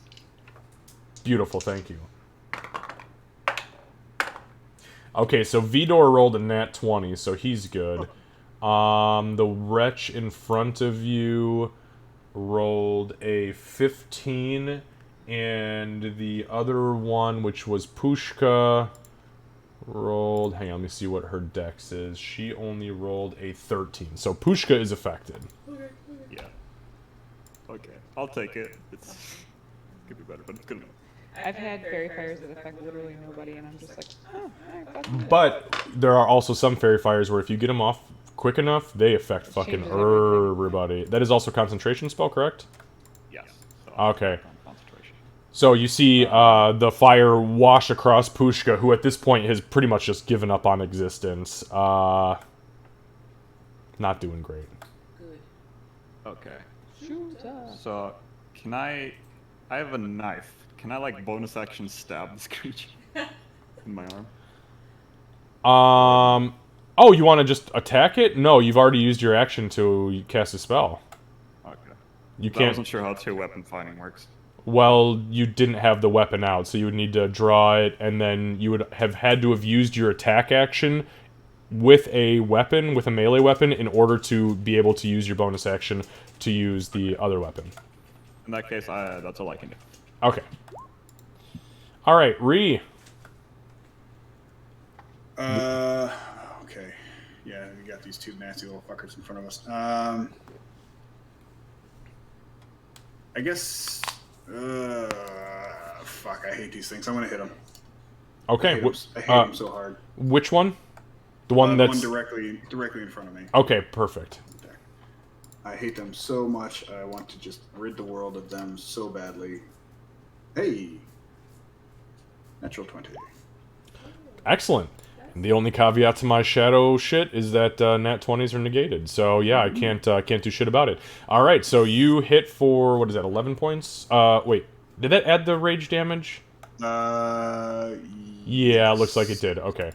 So it doesn't appear to do quite as much damage as you would have hoped. But it definitely brings it down to way past its bloody state. You smack it, and teeth just, I mean, come out in droves. Good. Like that. I'm gonna do it again. All right. Slightly less. Slightly less. It is going to attempt to displace itself. Don't you do it. You just take it. You take it and die. And that is an Second the 89, so it does successfully manage to dodge the second one. Listen here, you little bitch. Listen here, you little shit. You've really been rolling well on that, Xavier. Well, it's a 50-50 shot. I mean, each time I roll it, it's either 1 to 49, it succeeds, or it fails. 50 to 100, it doesn't. And there's mechanics with charges and all sorts of shit with He these rolled things. for So. shit with it where it counts because both of the wolves failed. So. That is true. I mean, you guys did snipe like 4 of these things before I even had a chance to move. Yeah, So, Doc got the second. Yeah. okay. On that note, Doc, it is your turn. Oy. Oh, I'm sorry. You know what? I apologize. Kevin, did you have any other actions? Oh no, that's it. Okay, go ahead, Doc. I want to help Bofer. He has got 3 of these things literally attached to him right know. now. So can I ask? I guess I wouldn't really know, but if I use an action to remove one, can I use a bonus action to remove one? Or is the action the entirety of my action economy? You've not tried. But you know that in order to pull one of these off, you'd have to at least spend a good amount of time peeling. I mean, you're peeling it literally out of his flesh. And you being a doctor, it would actually, you know what? Your background is a fucking physician, so I'll tell you what. Make a medicine check for me. Let's get weird, kids. We're just now getting weird. That's a 5. Nah, it's a big fucking leech. It's a big leech. That's a big leaf sucking all his blood out. He told me to leave. I can't leave unless I go through this guy. So I guess I will attack this asshole right in front of me here. Okay. I don't want him to die in vain. You're talking about Vidor? Yeah. Okay. I do want him to die in vain. I don't want both. God darn it. That's an 8. Yeah, unfortunately, an 8. An 8 does come pretty close to drawing blood, but he's got this hide armor on, and it just doesn't quite get all the way through the way it should. I'm gonna stab him in the calf out of anger. Okay. Yeah, he's big. That's fair. That's a 23. All right. Vidor is gonna try to pull the shadows around him and displace himself. 57. He succeeds. So he kind of like shifts into these shadows, then pops back out, and you hear him say, "No, no, little one."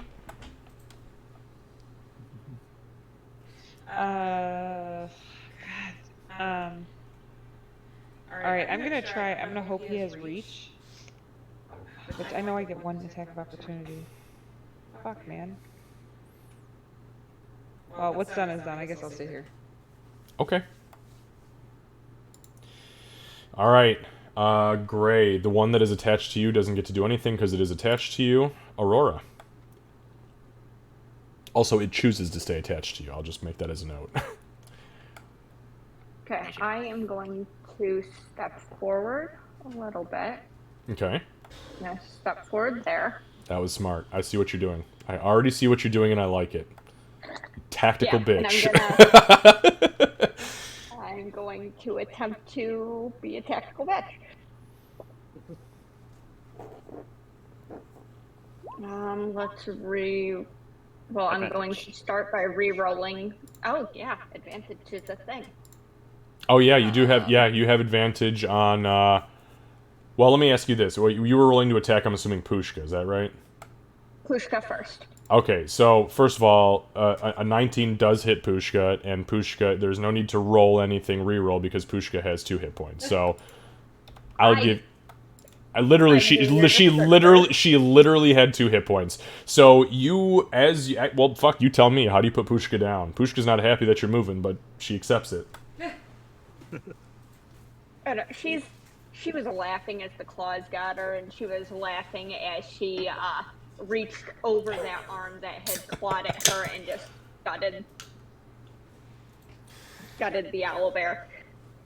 Yeah, and as you do it, you drag the blade across the underbelly as you're running up towards Vidor, and the innards just spill out in these quivering masses with this weird purple snot-like ichor trembling. As Pushka breathes her last actual breath, everything falls silent, and the violet hue ceases. All right. Now I know what you're doing. What are you doing? I'm doing exactly that. So I don't get the no, I'm not. So I know where you're going with this. You can still take 2 attacks against Vidor if you want, but it would forego using your bonus action to move one of the marks. Yep, that's the math I was doing real fast. No, you know what?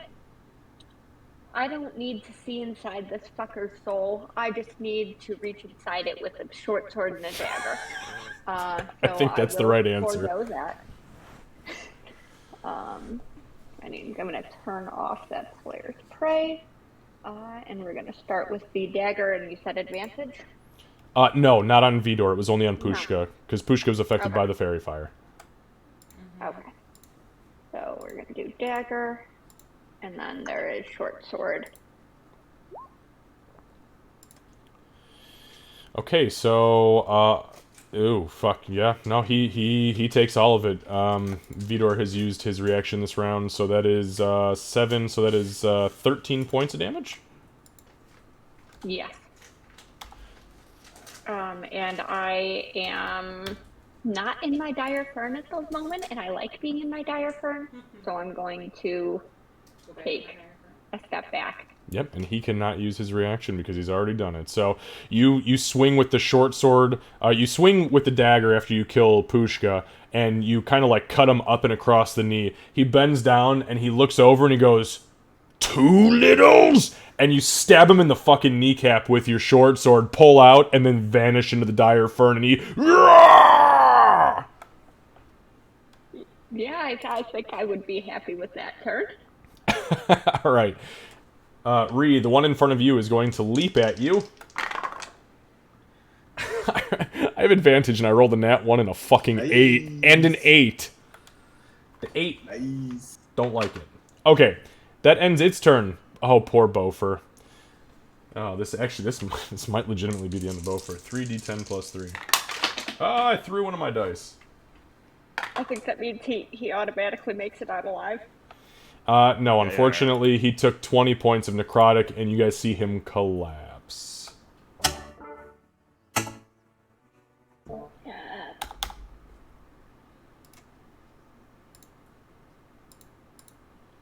Alright.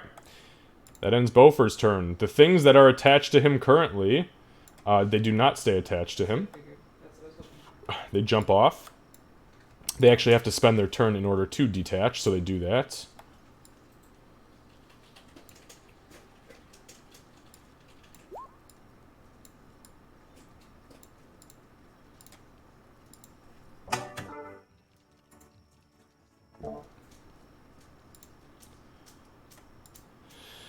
Okay, so yeah, what you guys see is essentially Bofer cries out, and as he cries out with these 3, I mean, they're small-sized, but he's a dwarf. There are these just 3 bulbs that the back ends of them are pulsing with this purple energy. He screams out, and as you see his hand go into the air, kind of like crumpling under their weight, you see the chain mail literally slouch against his body as the muscle tissue is just decimated and emaciated, and he collapses to the ground. You see them, though, actively, as soon as he hits the ground, they actively detach themselves and stop affecting him. Vidor. No. He looks down at you, and he, as he rears back, he swings with all of his might.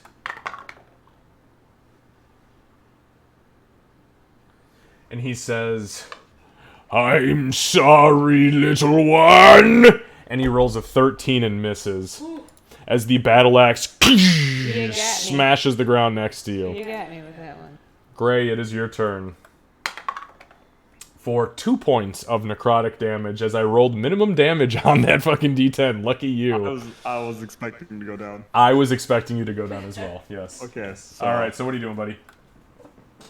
it's an action to take it off, right? Yes. And I'm gonna take it off. Okay, so you spend your action and you remove the creature from you. Yeah. Okay, it is removed. Anything else? Um, I threw that die clear behind the fuck. no. It's all. Behind the shelf. Hmm? Behind the shelf. Yeah.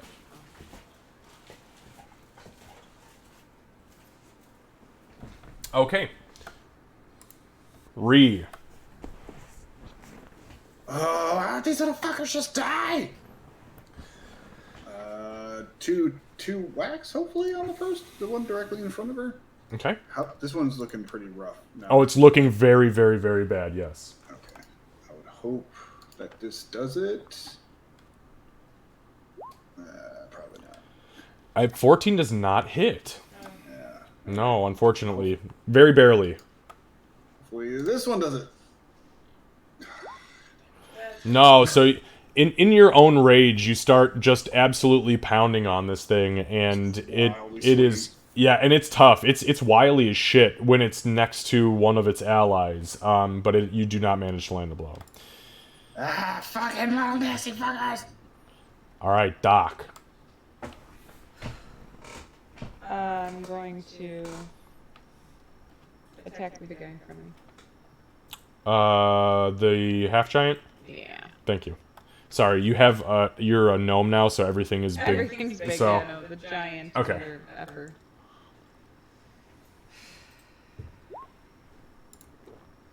What the fuck, man? No, again, you very gingerly drag your short sword across the hide armor on the thigh, as we've been in combat now for damn near a minute. Actually, a little bit over a minute. It's you're getting tired. Dagger 18? 18 would hit, but it is going to use the final bit of its energy to attempt to bring the shadows up and around itself. And that's a 52. It does so successfully. As it draws the shadows up, it says, "No, little one!" I would like to give him a finger. You hear an audible chuckle. You flip him off, and he goes, My tiny middle finger.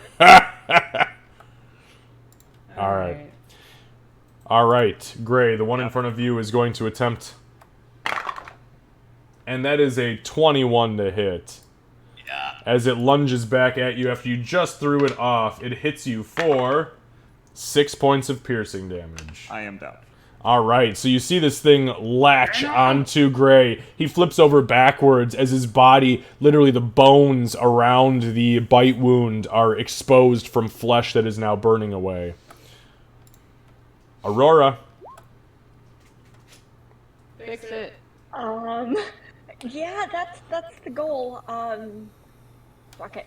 She looks at the giant, she looks at the dwarf, she snarls, and she Bolts into the woods. Oh, she's gonna fight. Okay, that's good. Thank God. I thought this was Kat's way of saying she was done. You know what? I did think about it. She goes over to Beaufort, she grabs him, and says, "You will not die today," and dumps a second level cure wounds into him. Fuck. Okay, that's good. That's real good. Oh, wow. Holy shit. It's a lot of fucking healing. Holy shit. Not that I realized I can do it. Yeah, and as you do so, you grab him, and as you touch him, literally skin sloshes off in your hands. Like, it sounds like you picked up a garbage bag full of, like, water and, like, skin that would form on top of gravy if you let it sit too long. And as you do so... I'm sorry! You know what? Look, I'm a linguist and an actor by nature. Like, theatrics is my thing. As you yank him up, there's a... You can't take the gravy part, though. How else do I describe dwarf flesh? It's gravy. Say chicken. It's gravy, I baby. don't know if it's actually possible to do, but as I reach for him, I would like to position myself as the primary threat against these three. Whether that's trying to push him behind me or just kind of keeping him back, whatever I can do there. What is your strength score? I'm a halfling. I am Okay. a 10. I'm still stronger than the bard. So Bofer is currently encumbered and dead weight. He currently. I'm encumbered anyway, so that's not Yeah, no, it's. I mean, you can shout, you can scream at them, sure, but I mean, these things are. You don't know what the fuck they are. You don't know what to say to them. But yeah, we'll say that you start growling and shouting at them and trying to get their attention. But you heal, and that's fucking awesome. All right, Ree, the friend that you have in front of you. Yeah. With my advantage, I rolled 2 2s. So it jumps up at you, and you, bam! You're like, man, I'm good at fucking these things up. But, You're blocking them, but not. not killing them, right? All right, on that note, it is Bofer's turn. Bofer is unfortunately completely out of spell slots, and that's no good. I mean, he's done all right so far, but he's got a lot. You guys let him carry this much shit in his fucking inventory? Shit, he's a little fucking hoarder. He has got a lot of stuff in his inventory. Things up. Kleptomaniac over there. I'm actually really surprised, to be honest with you. I did not realize he had this much shit in his... I mean, he's got like a half a dozen scrolls. Well, hopefully they're useful. Shoot her? Or heal her. That would be good too. I have no scrolls. I actually do have a scroll. Okay, so Bofer is going to reach out. And as he reaches out, as he kind of like sits up, he looks back and he goes, "Oh shit. I expected Doc, but to be honest, I'm glad it's you." And he grabs a scroll, he drops his shield, drops his hammer. He pulls the scroll out, he unfurls it, and he begins to read from it. As he does so, his hand, which still has pretty much just skeletal bones, traces a rune in the air, and you see this black energy coalesce around it, and he reaches out at the creature directly in front of him, and he's going to cast a scroll of inflict wounds. And that is a 20-5. I'm up.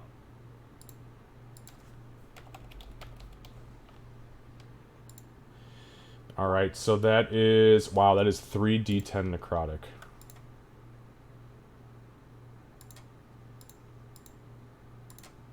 Alright, here it goes. That is 8 points of necrotic damage.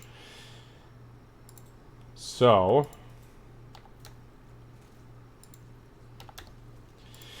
yeah, he touches this thing, and as he touches it, he like grabs onto the flesh. Literally, his bony hand digs into its skin, like melting through it, and easily a quarter of its entire face.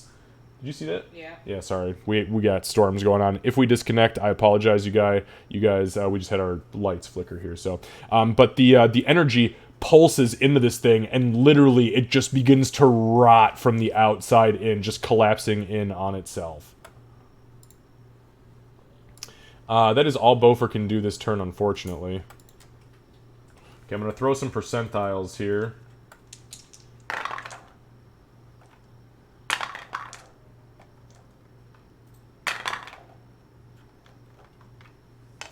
Alright, so, Aurora, you seem to have grabbed the attention of at least 2 of these things. I mean, this is gonna hurt, but good, Yeah. I guess. Both of them are going to attempt to jump at you. As I suddenly remember that he's the one that's got AC. That's a 21 to hit with the first one, and a 16... Does a 16 hit, or are you 17? You're a 16? Okay, so 2 of them... jump and latch onto you. I'm going to roll for the third one real quick to see if it hits Beaufort. Nope, doesn't hit him. He bats it off. So 2 of them jump on you. You take a total of... Wow, I rolled really fucking low. It's only 5 points of piercing. That was with 2d10. Woo. Yeah, you got real lucky. Alright, so they latch onto you, and what you feel is like they are draining not only your blood, but they're like liquefying your organs, your flesh, they're beating through your bones. It's like they're feeding on your very essence. Vidor. Vidor Yeah, takes... they could not do that. Vidor takes a wild swing at Doc, finally landing a blow with a 23.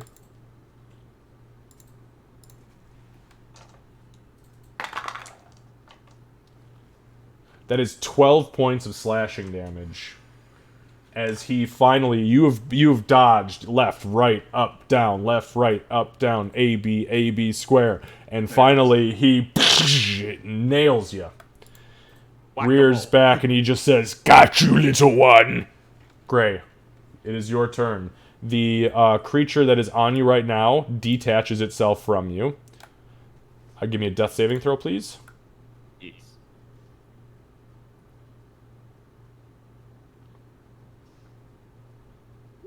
15. 15 is a success. Beautiful. Both these creatures in front of you, by the way, are bloodied. Very bloodied. Okay. Okay. Please die. For the love of God. On the one directly in front of me. Okay, I think that hits. Thud. Okay, so it would hit. It's going to use the last of its energy to try to dodge it. That's a 74. It does succeed. And it misses. Damn it. As the thing shadows sucks so hard. jaunt up around it. It really does. Literally. Alright, that's it. Yeah, and a 10 unfortunately misses naturally. Doc. Doc is actually gonna scream out for Ree, and say, "Help me!" And he's not looking hurt at all, is he? Who? The big guy. The big Oh, giant. fuck yeah. Are you kidding me? You've stabbed him in the kneecap. You've slashed the shit out of his legs. You stabbed him in the gut. He is bloodied. Alright, He I'll is try- fucked I'll try up. again. He's I'll try again. everything on this field right now, save for the wretch that is on Aurora's right side, is bloodied. Alright, I'm gonna try again. Short sword first. Okay. Is it 7? Oh, no. I mean, Dagger? sevens don't even hit zombie ogres. 15? A 15 does hit, yes. Always the dagger. Alright. She's gonna slash at his freaking... Whoa! Is that max damage on the sneak attack? It is indeed. Wow. Almost, yeah. Very, very close. No, it's a 6, 6, and a 4. No, that's not max damage. 666 no, would you're be right. max. Yeah. Yep. So 19 points of damage. How do you do it? He only had 17 hit points left. Oh, so as she's screaming for Ree, she's gonna miss with the short sword because she's in a lot of fucking pain right now, and then come back around with the dagger and slash him right across the back of the calf. Okay, so yeah, as he's rearing up for another blow after he has already struck you pretty much to the core, you cry out, you feint with the short sword, he kind of looks down confused, looks over at the goblin, and you take the time to completely eviscerate his calf all the way down to his hamstring, hitting him in the top and just dragging it down. As you do so, he screams, drops the battle axe, falls backwards, and tumbles off of this 10-foot ledge into the ravine below. And she'll whisper, "I'm sorry, tall one." Alright. Yeah, I need help. I need help. As he's screaming and beating away these giant tadpole things jumping at her. Alright, anything else, Doc? Since I will see that Ree is actually in a bit of a pick, well, so is she, I almost said it too, Aurora. I guess I'll move one closer to Aurora to try to pull these things off for my next turn. Understood? Because I have to be right there to do it, right? Yes. Okay. Yeah, you have to grab her. My old friend. Okay, so, the wretch has just pulled itself off of you, Gray, so that's the end of its turn. Aurora, you have 2 currently on you, so you take 10 points of necrotic damage as you feel your essence being drained from their grinding teeth and gaping maw. Yep. But it is your turn. Yeah, so she's going to, for probably the first time, I think, actually, since she's traveled with this group, she's going to yell in actual pain and fear, and she's just going to Give me 1 sec. I need you to make a Constitution saving throw for your concentration check, because you have Hunter's Mark up still.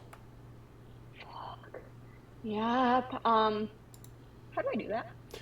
On your character sheet, you should just be able to click the saving throw, Constitution saving throw, where it says con under saving throws. Yeah, it's Yep. yeah. I heard concentration, I didn't register that you said the concentration. Ooh, Oh, no. okay. So yeah, you do, for the first time, you feel yourself, you didn't even realize you were concentrating, but when it fades, you were like, whoa, there is like such clarity in your mind and your surroundings. You're like, holy shit, what the fuck was that? Yep.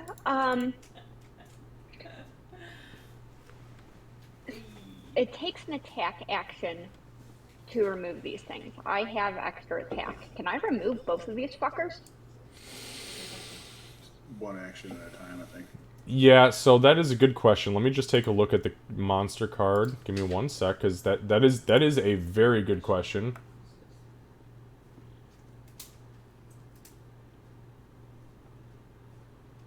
Okay, no, it is one action at a time in order to remove it. So it would require the entirety of your attack actions. When you make an attack with the extra attack feat or ability, you gain an extra attack when you use it. But if you use your attack action to remove it, you are using the entirety of said attack to remove it. You don't gain 2 attack actions, you just take 2 attacks if you take the attack action. Okay. And can I stab at these fuckers while they're on my team? Oh, fuck yeah, you can. They are perfect targets. Wonderful. Yeah, I'm not thinking about removing them, I'm thinking about killing them. Perfect. So if you make an attack, make it with advantage, because they are attached to you. Okay, so attack number 1. There's a nat 20 there. Which savage attacks means that is... You don't have savage 9 attacks, you're not an orc. No, then why did it roll an extra one?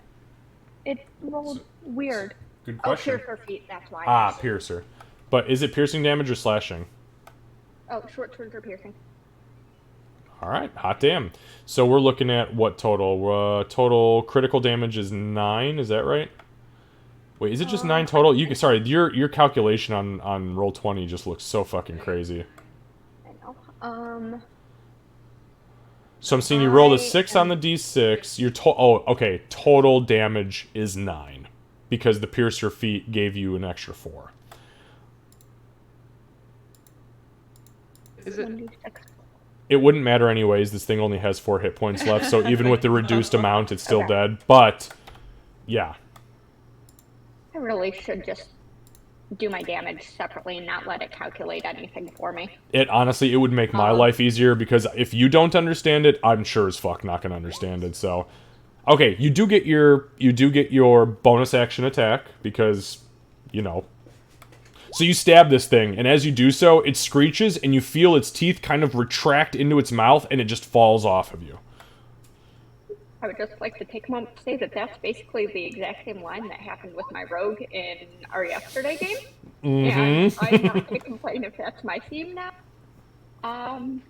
So let's take the short sword into the second one.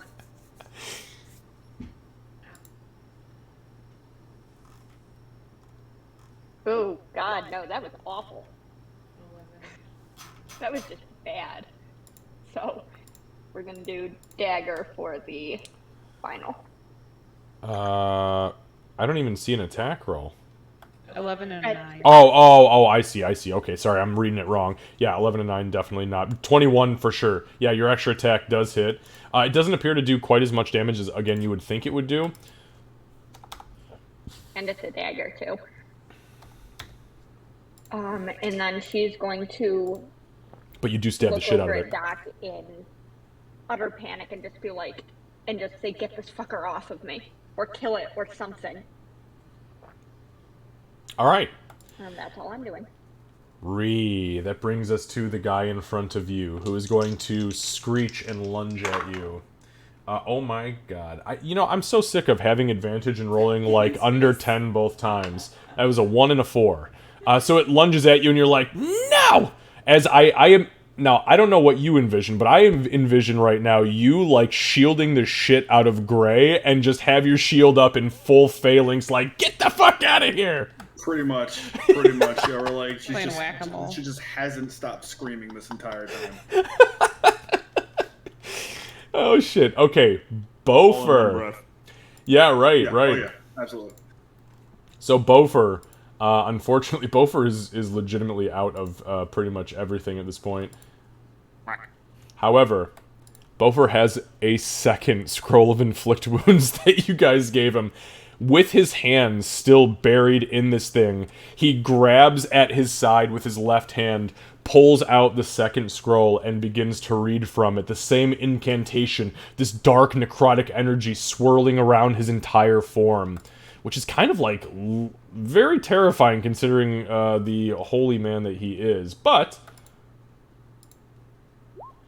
that is a fucking nat 20. Yes. That is 6d10 necrotic damage. That is 21 points of necrotic damage. This thing had 2 hit points left. So, as Bofer reads the incantation, his hand still literally inside of this thing, you see he slips forward and almost botches the spell as his fist erodes so much of the flesh that he goes down to his shoulder inside of this thing. He finishes the incantation, the scroll vanishes, and the entire structure, literally the whole structure of this small creature, dissipates into a small puddle of black goo. He then turns around and goes, "Please don't tell Mordine about that." Alright. The one that is on Cat does not take its turn. It is still attached and still trying to drink from you. Gray, give me a... just roll a d20 for your death saving throw, please. You have 1 success. D20. That's a 3. Do the roar. That's a fail. Alright, so you got 1 success, 1 fail. Do work, baby, do work. Okay. To be fair, the one in front of you seems to be really wearing down. Like, it's not doing well. She is going to attack at this thing recklessly because fuck this thing. Fuck this thing so hard. So I get an advantage on the attack. Yes. Because I'm sick of this motherfucking... I'm sick of these motherfuckers on this motherfucker. I need to roll. That's good you roll reckless because, yeah. Hey, there we go. And you do hit. Yes, you do. Go ahead and give me some damage. Well, I meant to roll with advantage, so I would just take that Oh, first. okay. Yeah, the 11? Yeah. Sure. Yep. Yeah, and that is perfect. Okay. Bam! As you smash it with the Morningstar, you swinging with all of your fucking might, you batter it, and it literally flings off the edge of this cliff, and... Good. Dead. Like that. Alright, I'm going to put another attack into the second one there, but this one does not get advantage because it's on the first attack. So, yeah. Oh, these fucking motherfuckers. Yeah, These then motherfuckers. the 9 unfortunately does not hit. But yeah, you do swing at it, screaming as you were. Hey, you got 1 down. That's good. Yeah. And Gray is still breathing, but Yeah. he's not doing well. It only took like 8 rounds to bring 1 fucking. Yeah, leech I down know. For me. God. Doc. So I saw this thing attack Aurora, and she was panicking.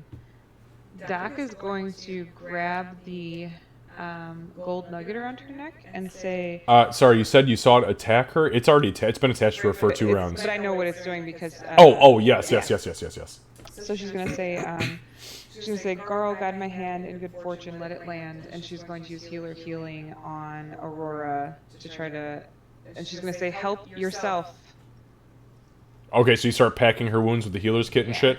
Okay, so yeah, Aurora, as this happens, you feel like salves being applied to your side. You feel like literally your waist, as this thing is being attached, your waist is being bandaged and cinched. You feel a tourniquet on your arm where you've taken a nasty laceration, and you are healed for 6 hit points. That's the first time you've heard her pray in the middle of combat to Garl Glittergold.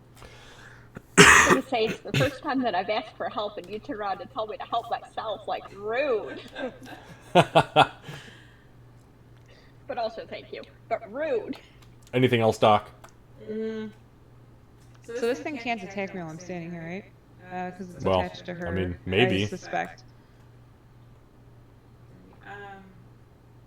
No, I'm gonna stay. Alright, on that note, the wretch in front of Ree, it is going to try to jump on you again since you are so unscathed. That is a 20, finally! Gotcha! Gotcha, bitch! Alright, so you are going to take 6 reduced to 3 points of damage. Of all the times I've clung to you, I haven't eaten any of these temporary hit points. Nope. Motherfucker. I'm sorry. Yes, you did. You had temporary Oh. hit points. Oh, did I? Okay. Exactly half of them. Oh, okay. I accept that. I don't like it, but I do accept it, and I refute it in the name of the I Lord. keep forgetting to update the No, token there. no problem. I just wanted to make sure I was reading it right, because I'm like, man, everybody else in this field is fucked up 2 ways from Sunday, and Ree has been battling toads. This is like Battle Toads, literally from the 80s. Alright, Aurora. It was the 90s. You know what, you're right, it was 90s, because I played it on a fucking Sega... Oh, what was it? A Sega... The handheld one. Genesis. Oh. No, it wasn't Genesis, it was the Sega hand... It was some Sega handheld thing. Oh my god. Wow. 90s kids unite! Oh wow, I can't think of it. I'll think about it. I know it. It's at the tip of my tongue. Yeah. Game Gear. Game Gear. Game Yes. Gear. God damn it. Alright, anyways, hey Aurora, how are you? Here's some necrotic damage. Minimum, you only take 2 points of necrotic damage from the thing attached to you. And it is your Ooh, I turn. love that. Okay. So when Doc says help yourself, her panic just dissipates and she looks down at this thing. And she just short sword directly into its eye as she tries. Yeah, let's see. If I have to try twice, oh yeah, I get an advantage. You do have advantage, yes. It is. If it's attached to you, you have advantage to attack it. But I got not 20 on the first roll anyway. Oh, well, fuck this creature. How much damage I'm is the that? bard now. I know, I'm figuring it out. I'm just gonna roll my damage separately. It's so funny. So it says total damage is 8, but total critical damage is 5. So do we add those two together? Is it supposed to be 13? I don't know. Maybe someone watching the thing No, figured that out. it is. It is, because what we're looking at is 13 total? 8, so 8 is your base roll, right? Because the short sword does, you did 8 piercing damage, because you rolled 4, plus, God, stop fucking typing, I can't highlight things. Alright, so you rolled an 8, it was 1d6 plus 4, so that was 4 plus 4, which is an 8, plus 1 critical, and then the piercer feat does an additional 4, which is the 5, so 8 plus 5, yeah, that's 13. Yeah, it's 13. Now I'm gonna make this slightly more complicated and re-roll that 1 for the piercing critical. Jesus fucking Christ. Yay, you killed it. Congratulations, quarter CR creature, for all that. God bless You it. know what? Quarter CR? God. Yeah, isn't that crazy? There's a lot of them. But that's the ticket, right? They hunt in... Well, I shouldn't tell you that. I'm a DM. Come on now, you fucking tricky bitches. Tricky bitches. Lots of little motherfuckers or one big one. You take your pick, kid. All right, anyways. Yeah, so you hit it with the short sword, and as you do, you clip it in the eye, punch it all the way through to the point where you feel weightlessness on the other side, knowing that you've got the short sword all the way through, and as you withdraw, you feel it detach and tumble off of you. Wonderful. I know I can use the 2-weapon fighting to throw my dagger. It is out of range, so I don't know how that range penalty works. Yeah, Is so it you this just... one, Yeah. is it disadvantage? Yep, it is with disadvantage. Okay. What?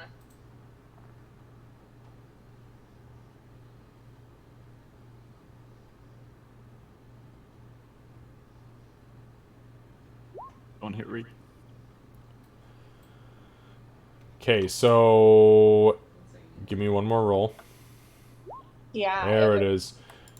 Yep. So the 12 misses. Ree, your AC, I believe, is 18, so it misses. It does miss Ree as well. As I killed Ray. Yeah, wouldn't that be funny? So you throw the dagger, and Ree, as you're like beating this fucking thing off of you that is now currently attached to you, all of a sudden a dagger comes flying like just over the top of your head. You duck out of the way of it, and you look, and you see Aurora standing there with an open hand, like she just chucked it at you. What the hell? Is it possible to use the extra attack with my bow? Nope. Okay. It wasn't. Because you'd have to pull the bow out. Pull the bow out, I should say. Pull the bow out. That's What eating fair, these but- things? Sorry, you guys are my drug campaign, my drug user campaign. So. As I'm going to move what little I can, and as she throws that dagger, she's gonna say, "Look alive, Ray." All right, it is Bofer's turn.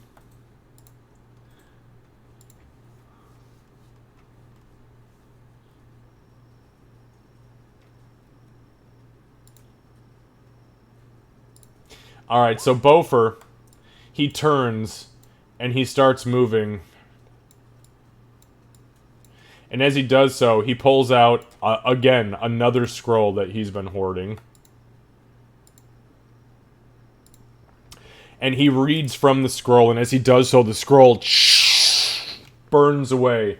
And he says out loud, in common, "Detach from her, you son of a bitch!" And it rolled a 6 on the save for the command spell. And you see the creature, the wretch, spin its teeth the opposite direction and pop off of Ree immediately.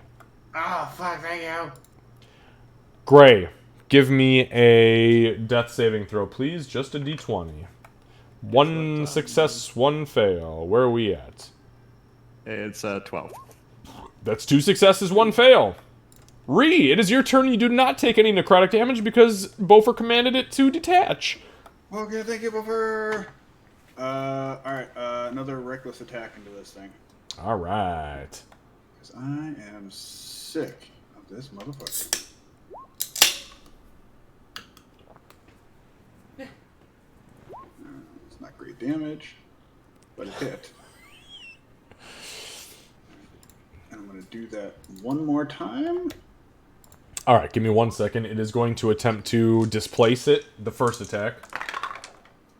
Nope, that's a 30. 30 fucking hits. Yeah, or not the 30, the one thing. The second attack does not hit, but the first one absolutely does. Does 6 points of damage. Doesn't seem to do quite as much as you would hope. But it is very close to being downed. As you smack it, it like bounces its head off the ground and kind of looks around, and it's just like chirping and like confused and drooling and realizing it is the only one left on this field. Fuck off. All right, Doc, finish this shit. I'm too little. I was gonna try to heal you, Gray, but I can't get to you. I guess I'm gonna hit this thing instead. Or attempt to. I was like, I've got 30 feet. Nope, sure don't. Okay, I'm gonna hit it with my short sword, I hope. That's a 19 19 does hit. for that much damage. Final hit with your short sword.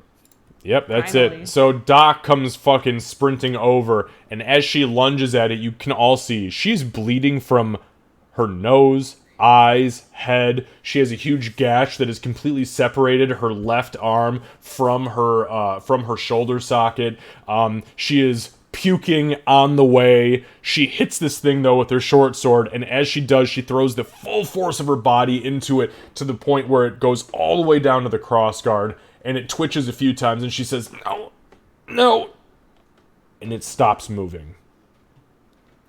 And we have effectively ended combat, my friends. Then I would like to move one more over and use healer's healing on Gray, please. Guys, All right. those are the hardest things I've ever fought in my life. That's full.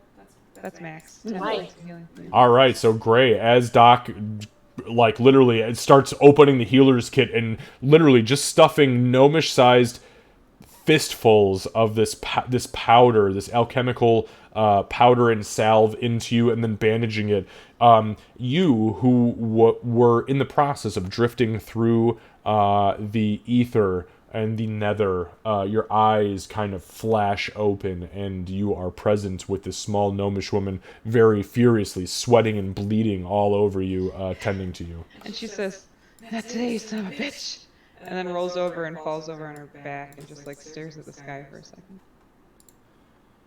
Gray's gonna laugh and go, "You guys are gonna get me killed."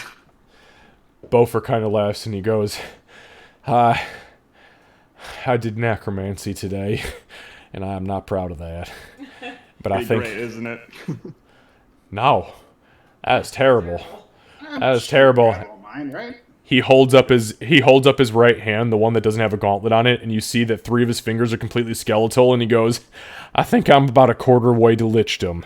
And I don't think he's not gonna be cool with that. Sounds fun.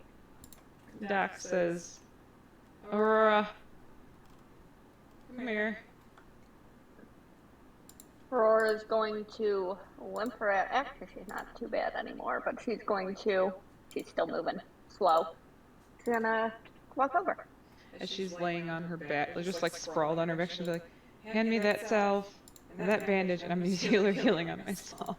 Okay. But I'm gonna have her assist me because she's so fucking tired. And just so you know, the green dots, by the way, are the healer's healing. Beaufort, at this point, you kind of look over at him, and he goes, Doc, any chance you could maybe stop the necrosis from getting to my spinal cord? Because I have a feeling that if it does, I'm probably going to shit my pants and die, and I don't want to go down like that. Doc will speed up her shit and basically just kind of like wrap her ribs really tight, and then move over to Beaufort and do healing on him as well. Yeah, and as you pack it with the with the special ointments and salves, you gain the 8 points of healing. So make sure you update your HP. And he looks very fucked up. He is beyond blood. He's actually like on death's door right now. All right, so healing for him. And when all the healer healing has been healed, I would like to I want to take stock of the group and figure out who's the most fucked up and how fucked up we are collectively, etc. Okay, so yeah, so Doc applies the bandages to Beaufort. Now everybody has been applied who is hurt. Ree is fucking unscathed, literally unscathed. Yeah. Give me a medicine check for the other people.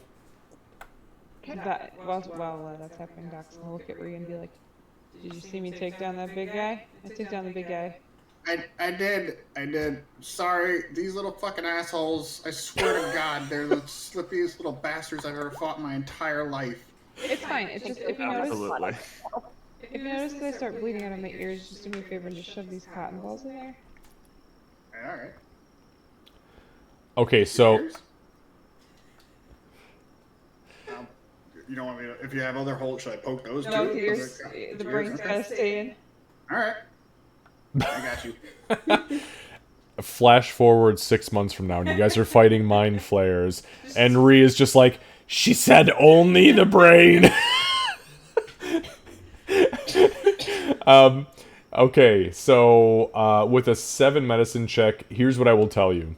On a scale of 1 to 4, this is who is hurt the most versus who is not.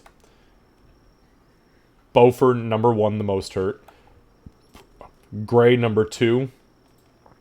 Doc, number 3, and you, number 4. Okay, is Beaufort still wavering? Yes, he is very, very fucked up. He's beyond bloodied. Okay. I'm gonna look at them. I'm gonna look over at that bridge into the place that we haven't been yet. I'll look back at them. So, fuck. We're not done yet, are we? I don't know. I mean, that maybe was after the Vidor. guy. And that was Pushka. At least that's what he shouted. Yeah. Beaufort laughs and he says, That was definitely Pushka. That was a big fucking owlbear. I mean, we could always come back later after we're able to actually rest. Ree is the only person that'll be able to do any real. I mean, I can just run in there real quick, take a peek, and then if there's shit that chases me out, then we just, Or I could try to sneak in, I guess. Yeah, that's a good one. Yeah. I don't have that. Oh, I had the feeling like Sneaking- everything I was going to be guarding was outside and ran. I mean, I don't know. Well, if somebody's gonna sneak in there, I got a thing. I got a prayer for you. You just let me know. Somebody should do some though, because I am not. Why don't I try to sneak in? Oh, Yeah. sorry. You're bleeding out of everywhere. I'll go check. I'll go look. You gonna be sneaky, Ree?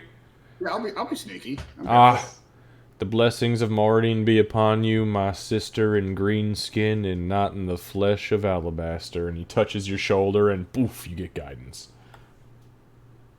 All right. Yeah, I'll be will. quick. I will vaguely follow with an arrow at your back. I mean, supporting your back. You sure it's not in your back? No. My dagger came pretty close. Like I said, look alive. Actually, You're fine. speaking, It didn't touch you. speaking I of look the more dagger, alive than you do. Currently. Doc, before Yep. before Aurora steps away, Doc is gonna hand the ceremonial dagger over to her and say, I noticed you threw yours. I want to make sure that you're safe. And hand her to her. So you have a ceremonial dagger. Speaking of, is the arrow or is the dagger in the general spot where I'm standing? Because this is generally where I threw it. Make a investigation check. Before I take the fancy one.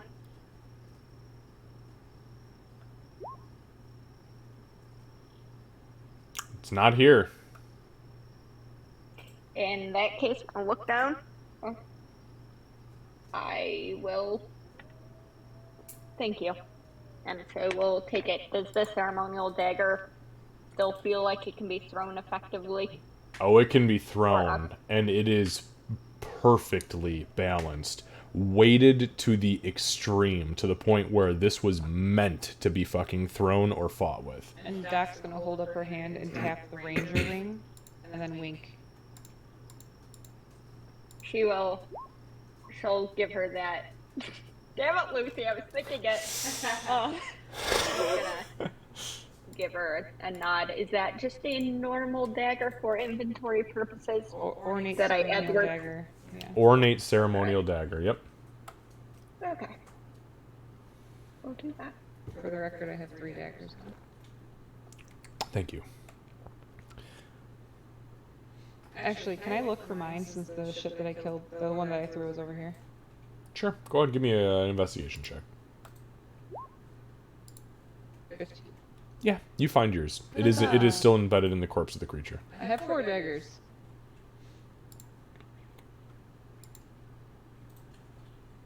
A lot of dagger. Not that many.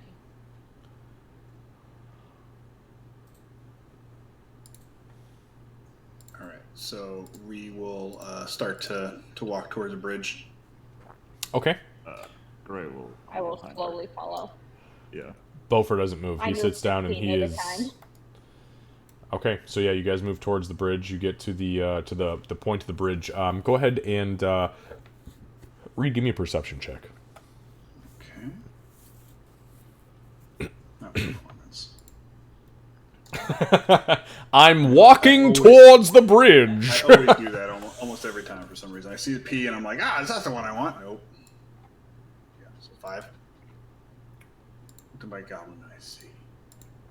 So with a 5, you don't see a whole lot. What you do see is that on the from where you're looking, it does appear that there is a stairway and a very clear entrance into the bottom of this tree. Okay. We will stealthily enter. Okay, go ahead and give me a Across the bridge. stealth check with guidance, which is an additional D4. I shall join in this. Okay, Greg, give me a stealth check straight. 20. Holy shit. Wow, we'll fucking take that. God damn. Wow. But where's the Oh, motherfucker. Okay, well, what? You just tell me. You guys tell me where you're going, because apparently y'all are good. Okay, so when you enter, you can see that the stairs go upwards and they curve to the southeast. Do you also want me to do a stealth roll since I am following, if a little slower? Yeah. Okay. And by a little slower, I mean a lot slower. Stealth is there. Well, fuck me. Okay, well, fuck me, I guess. Okay, you guys just want me to uncover the whole rest of the fucking tree? Because I'll just do that for you if you want. Nah. No. Okay, so you enter the stairwell. You look up it. You don't hear or see anything. The lot of you, by the way, I'm including passive perceptions here, which, Lucy, your passive perception is a 20. None of you hear or see anything here that is alarming. All right, Ree will throw back some hand movements that mean absolutely nothing to anybody.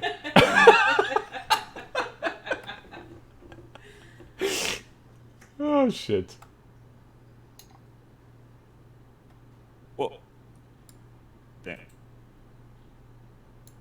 I'll be like, All right, so as you enter, Ree, it is very clear that somebody lived here. You peek around the corner. There's a large table that has dried herbs, berries, things of the sort. There's a book that is open and on the table, as well as a mortar and pestle. It looks like maybe somebody was grinding something down in here. On the far eastern wall, you do see that there are some things like fish and moss, berries, fruit, some root vegetables, lots of root vegetables actually, as well. On the left-hand side of this little alcove, there are lots of barrels that are clearly meant or intended for storage.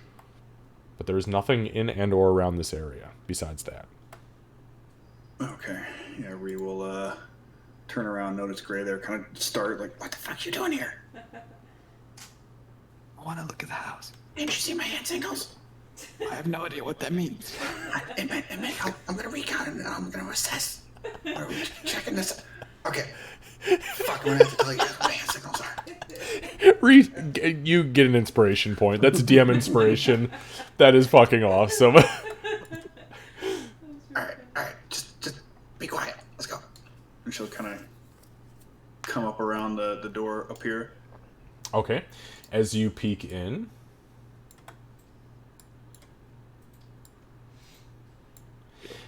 you see another room. The room that you peer into appears to have a desk on the southwestern wall, which is down here, and then on the northeastern and eastern walls, it appears to be some sort of small library. There are not many books, probably about 2 or 3 dozen between the 3 series of shelves that are all very meticulously laid out, but there are books or tomes there. Books. Boring.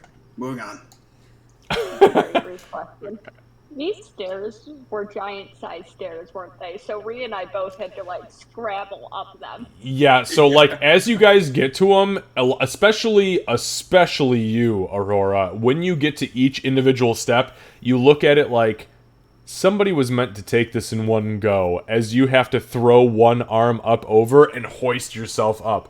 Ree, you're strong as shit, so you can kind of just, like, bound up them if you go fast enough, but yeah, these were definitely meant for somebody way fucking bigger. So I was already encumbered because of that fucking tooth that's strapped to my back. So I'm very glad that they're around the corner and no one can see how bad this is. So you're parkouring. You're like hitting the side of it and then like throwing your back up and like rolling over each edge. Good thing you're not carrying a giant bag of coins. Clang, clang, clang. There is probably some interesting blood spatters that are going on and a whole lot of I don't know how the hell I did this at a 24 stealth. Can I check out the desk? Yeah, sure. Are you going to stop for a minute? Oh, wait, let me ask you this. Ree, are you stopping? Because you're leading the excursion, so...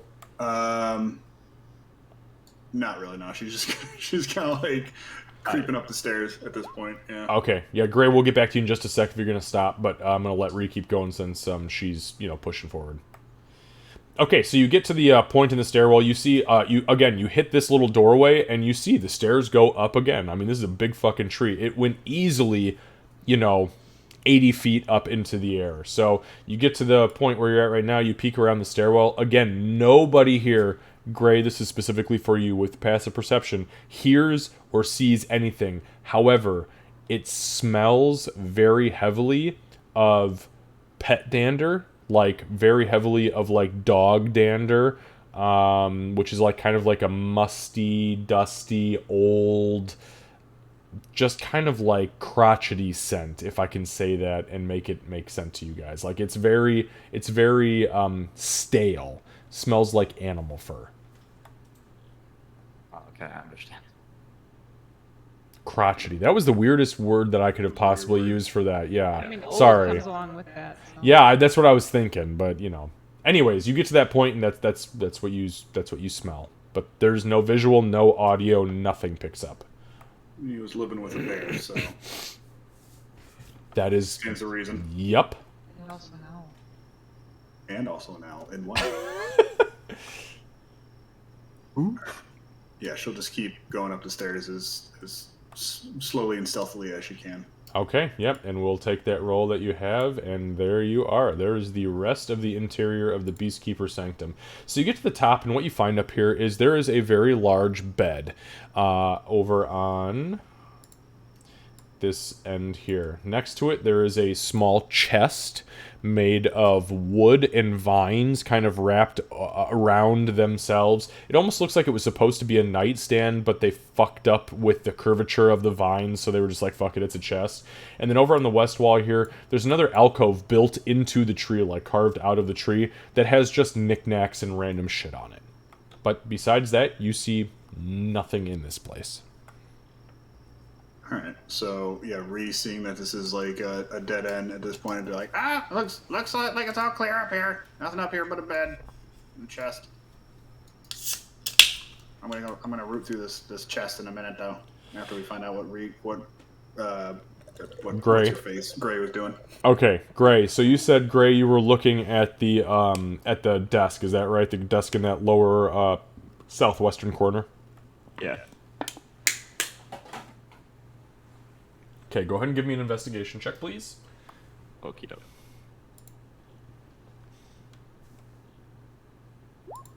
19. 19. Okay, not bad.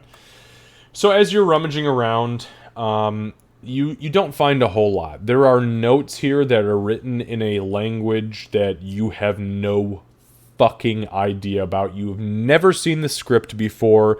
There are characters here that, to the common man, would appear to be hieroglyphics. I mean, quite literally. But within the intricacies of the letters and the notes and things like that, you do find a single rolled up piece of vellum that you unroll, and you can read it as it is in common. It is a scroll of Longstrider. Mine now. It is level 1. It is a scroll of Longstrider. You can add that to your inventory. Okay. I guess while we go to Ree's, Gray's gonna move over to like the bookshelves and check out what's on them. Okay, understood. I'm gonna look around in here. Yep. Albeit slowly. Absolutely. So let's go ahead and start with Ree real quick. Ree, if you're going to be searching around, give me an investigation check, please.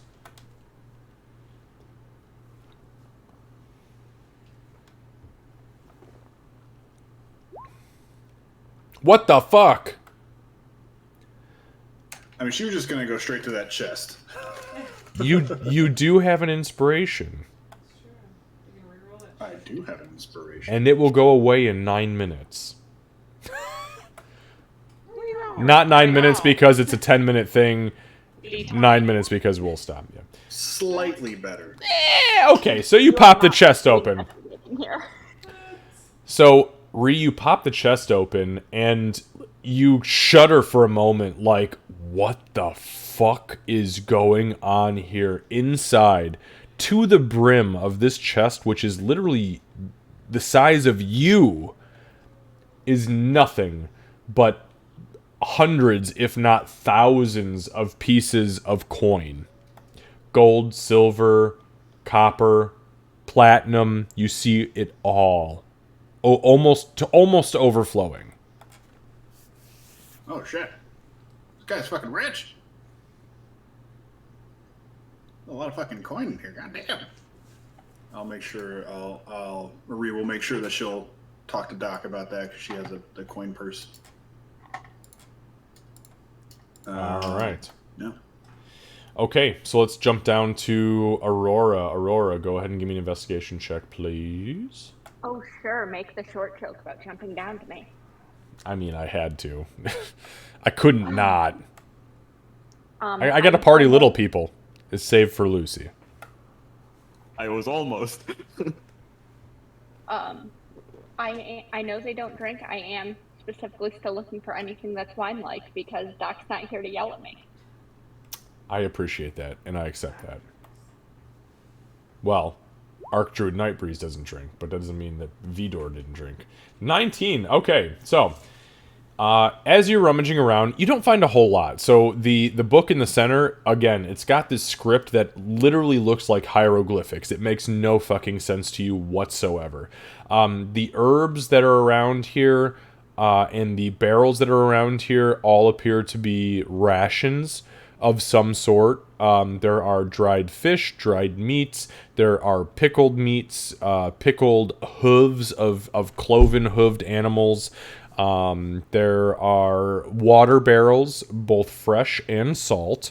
And then there are also salt piles, which leads you to believe that maybe somebody was attempting to use salt water to make salt blocks or salt licks.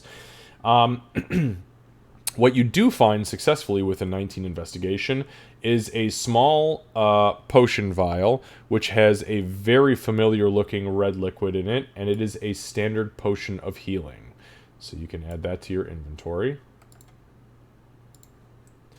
You also find a small ring, and bear with me one moment. Small as in not giant finger-sized? Correct. Weird. Okay.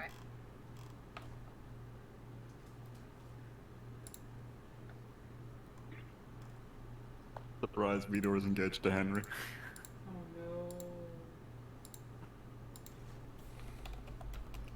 No, it's not a cow-sized ring. Even if that was the case, thank goodness they're both dead, huh? Yeah. Isn't that fucked up? All right. Thanks to us. So you pick this ring up, and it's on the table, kind of like off to the side, ways from the book, near the mortar and pestle, actually. And as you pick it up, the band of it is made out of some sort of blue-tinted gold.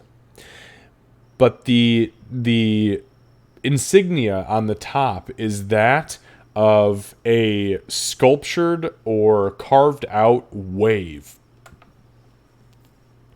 Also in blue, but about 2 shades darker. Okay. I would like to grab the book, the ring, and any herbs that look like they would belong in Doc's medicine kit. Okay, make a medicine check for me. That's a good fucking point. It's a very good point, actually. Did we just become best friends? No. That's pretty good. I was thinking 18 medicine. Okay, 18 medicine. Okay, here's what I will tell you. You gather enough herbs in here to recharge one of Doc's medicine kits by 3 charges. Which is pretty fucking substantial. Okay, can we just assume that I will be giving them to her so I don't Yes, have to try yes, moving yes. my inventory Yep, in? I just I pointed at Candace and I was like, you do this thing.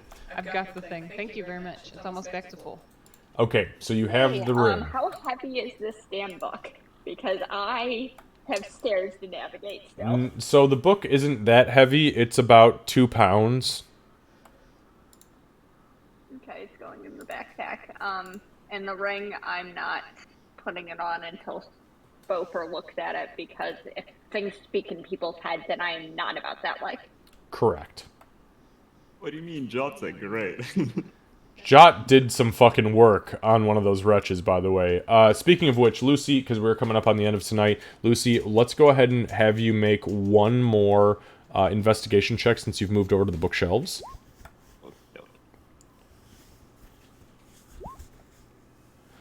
It was so close to an initial 20. I'm really What upset. the fuck was that? I hate the one that goes from 20 to 2. It's Wow. the worst. It Okay. was on a 20 and then it bumped the side and rolled over. So everything you find on these shelves is written in this really weird hieroglyphic language that you cannot comprehend to save your life. You try, but it's hard. I mean, you're like, what the fuck is this? I'll make a note for next time, but I have one more spell slot, and it's first level, and it just so happens to be the level of comprehend language.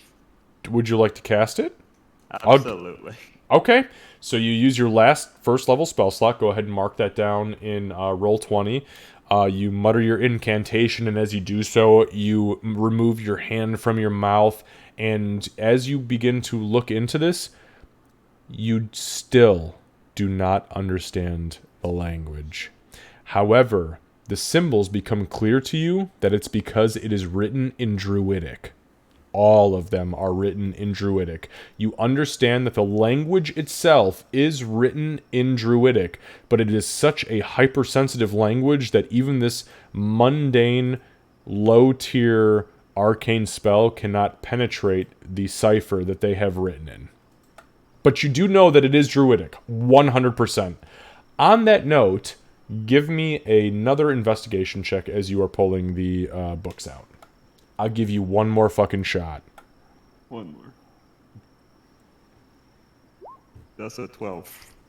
All you needed was a 10, baby. So as you're looking around, you see that there's a small box. It's made out of wood. Probably the wood of this tree, as it's the same hue and the same grain style. It's about 12 inches long and 3 inches tall, maybe 3 inches deep as well, and it's got a very small wooden clasp on the front, which has been broken off. You flip the box lid open, and inside are 4 diamonds the size of a dwarf thumb.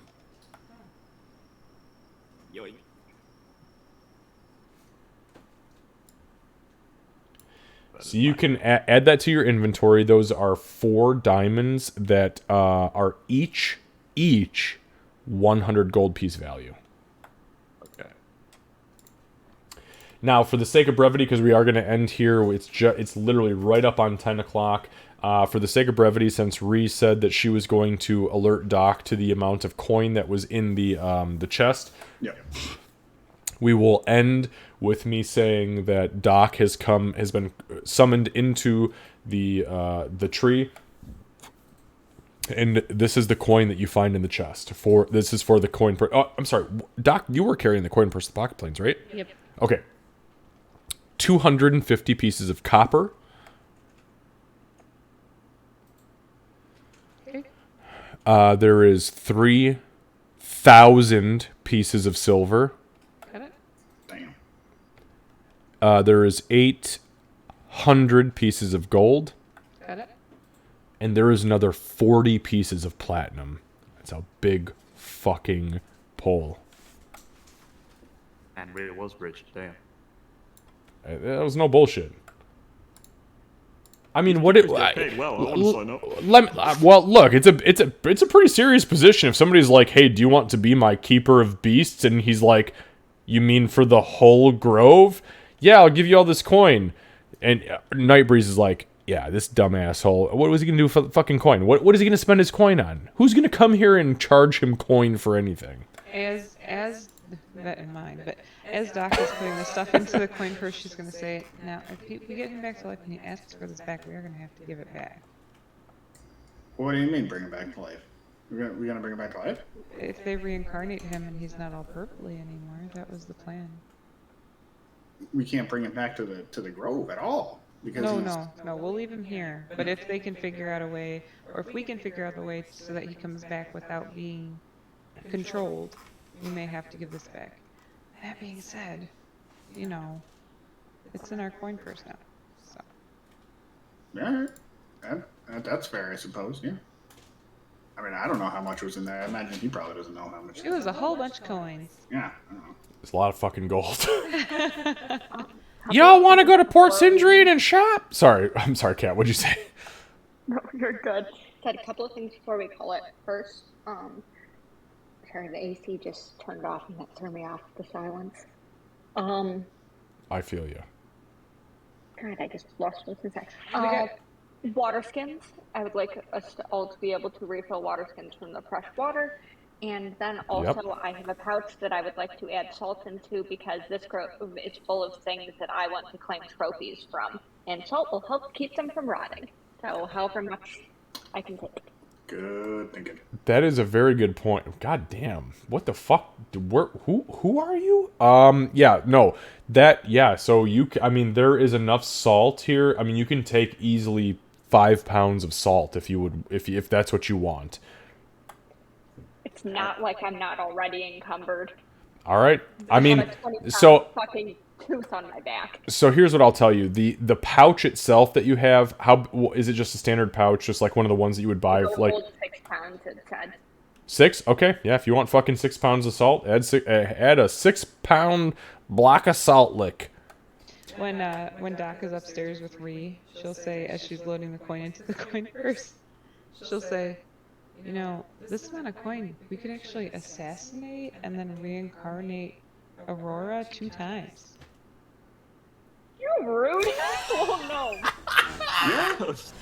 Wait, hold on. You all right? you want to assassinate her again? No, I don't want to, but we could afford to. That's what I'm saying. Oh yeah. I guess. Gray, Making it right. Yeah. Gray. Give me a perception check. Okay. Hey, you spent your only 4th level feat on being perceptive as shit. And it's not working. Nope, you don't hear it. I kind of wish you did, but you don't. And Doc just kind of laughs and she goes, I'm kidding. No, I'm kidding. I gave you a ring. I give you a dagger. I don't think I'm getting at this. I don't even know. Also, I gave you a dagger It's still too. bleeding everywhere right now. as you all are inside being pieces of shit, Bofer is bleeding out and rotting away in the field outside. It's Instead fine. of saying Doc's bleeding all over the coin. Fuck it. He quit. He's done. Fuck that guy. Okay. Guys, we'll go ahead and end here for tonight. What I will say, I'm assuming you guys are moving back towards the Grove. Is that correct? Yes. Okay, so for the sake of brevity, we are going to move everybody back to the Grove because the trees will part for you. You've done what you needed to do, and for the sake of picking up next week, we will start with you entering the Grove. Just so you are aware. Sorry, go ahead. I would like to stop by the gorillas on the way back. Okay, and what would you like to do with the gorillas? We had all the gorilla hide and everything that we left, so we could explicitly get on the way back. Yes, you're right. You are correct about that. Okay, I'll tell you what. We'll pick up with the gorillas because it's going to be a long rest immediately after the gorillas because it was 6 when we started this. It's like 9, 10 o'clock. By the time you get back to the gorillas, it's going to be almost midnight. You're going to want to sleep. Yeah. If not, if you push forward, there's a potential for you gaining levels of exhaustion. So we can pick up next time with the gorillas and see who wants to snag what. Or we can just, sake of brevity it, and say, here's what you get, and everybody takes a level of exhaustion, but you must sleep when you get back to recover it. Your guys' choice. I would probably have suggested to sleep here. Oh, that's actually a pretty fair fucking point. I mean, there's nothing here. Yeah. And Okay. the rest Giant ass bed we here. don't have to All come of out. us would fit there. Okay. I am not snuggling the dwarf. Doc would go get Bofer. You want to snuggle a wretch? No, I'm just kidding. Doc would go get Bofer and would help him up It's the stairs. preferable in her mind. Okay, Bofer finally, he does. He comes inside because, I mean, quite frankly, being outside is horrific, and he's, quarter skeleton right now. But yeah, you guys do go to sleep, and we will pick up next week with you guys waking up from your long rest, and then we will go over things like level up, because I think you may have gotten there. So I'm making your life harder. When she brings Bofer in, sorry, it's gonna be a oh fuck dwarf. You look like shit, even for a dwarf. And then we're going to throw oh, 9 points of healing into him. actually, that's actually a very good thing to throw me off with. I'm sorry, you said 9? Yeah, because I rolled 4. But that's my last spell slot, and we're literally about to sleep. So for the record, he is no longer bloodied. As you grab him, and literally, I mean, his whole bottom jaw was nothing but bone. As you touch him and you're like, wow, you look like shit, there's the pulse of magic that goes off, and as it creeps up his jaw, the jaw completely reforms. Flesh grows. You literally watch muscle, sinew, vein, flesh regrow, and he cracks his jaw back and forth, kind of like a crackhead, like, you know, they do the little jaw thing, and he looks at you and he goes, wow, thank you. Mordine be praised. Do you want us to do For it what? now or when we pick up? Well, we'll do it next time. Yeah, but that's all I'm. Okay. Perfect. An awesome session, you guys. I mean that seriously. This was a lot of fun. There was obviously a very serious. I got nervous in that combat because I was like, yo, the creatures that you guys fight have additional XP when you fight them and additional challenge rating when you fight them because of all of the shade touch shit, at least for now, because this is, you know, the thing. But man, it was getting really fucking hairy there, and I was like, if I land a couple bad critical hits, I just fucked this whole thing up. But once again, 35 weeks deep, you persevered. D4. Bang! Yeah, D4! Do the 4! Oh, it's not do the roar! It's now do the 4! That's what I was saying. God damn it. Do the 4. Thank you for the bane.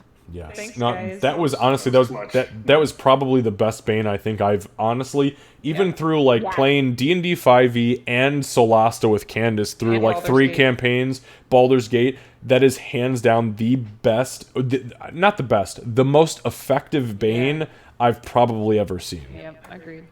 So Glad everyone saw that because it's not gonna happen again. never again. Nope. It is officially canon that cannot happen again. But the fact that it did, session 35 is where it happened. So, all right, we'll see you guys next Thank week. you guys. Thanks, everybody. Have a Yeah. good week. Guys. See you soon. All right, so what we're gonna do now, guys, is we're gonna go ahead and pop over really quick. We're gonna see real quick. Tell me Rocker Joe's live. It's He is. easy. He's Oh, playing hell Postal. yeah. Oh, fuck yeah, he is. It's Sunday. I forgot he plays Postal on Sunday. Okay, so we're going to raid Rocker Joe. Do the 4. All right, here we go, guys. We're going to raid Rocker Joe. I appreciate you being here tonight. Thank you so much. This was a fantastic session. Honestly, I am very happy with the sessions. It makes me so sad that Bofer is not with us anymore, but you know, we got to do what we got to do, and we got to move on. Actually, Bofer is kind of here, but he will not be very much longer. Next session, he will be gone. I can almost guarantee that. So, thank you guys. We're going to raid Rocker Joe. Give him some love. Love you, and we'll see you soon next week. Bye-bye.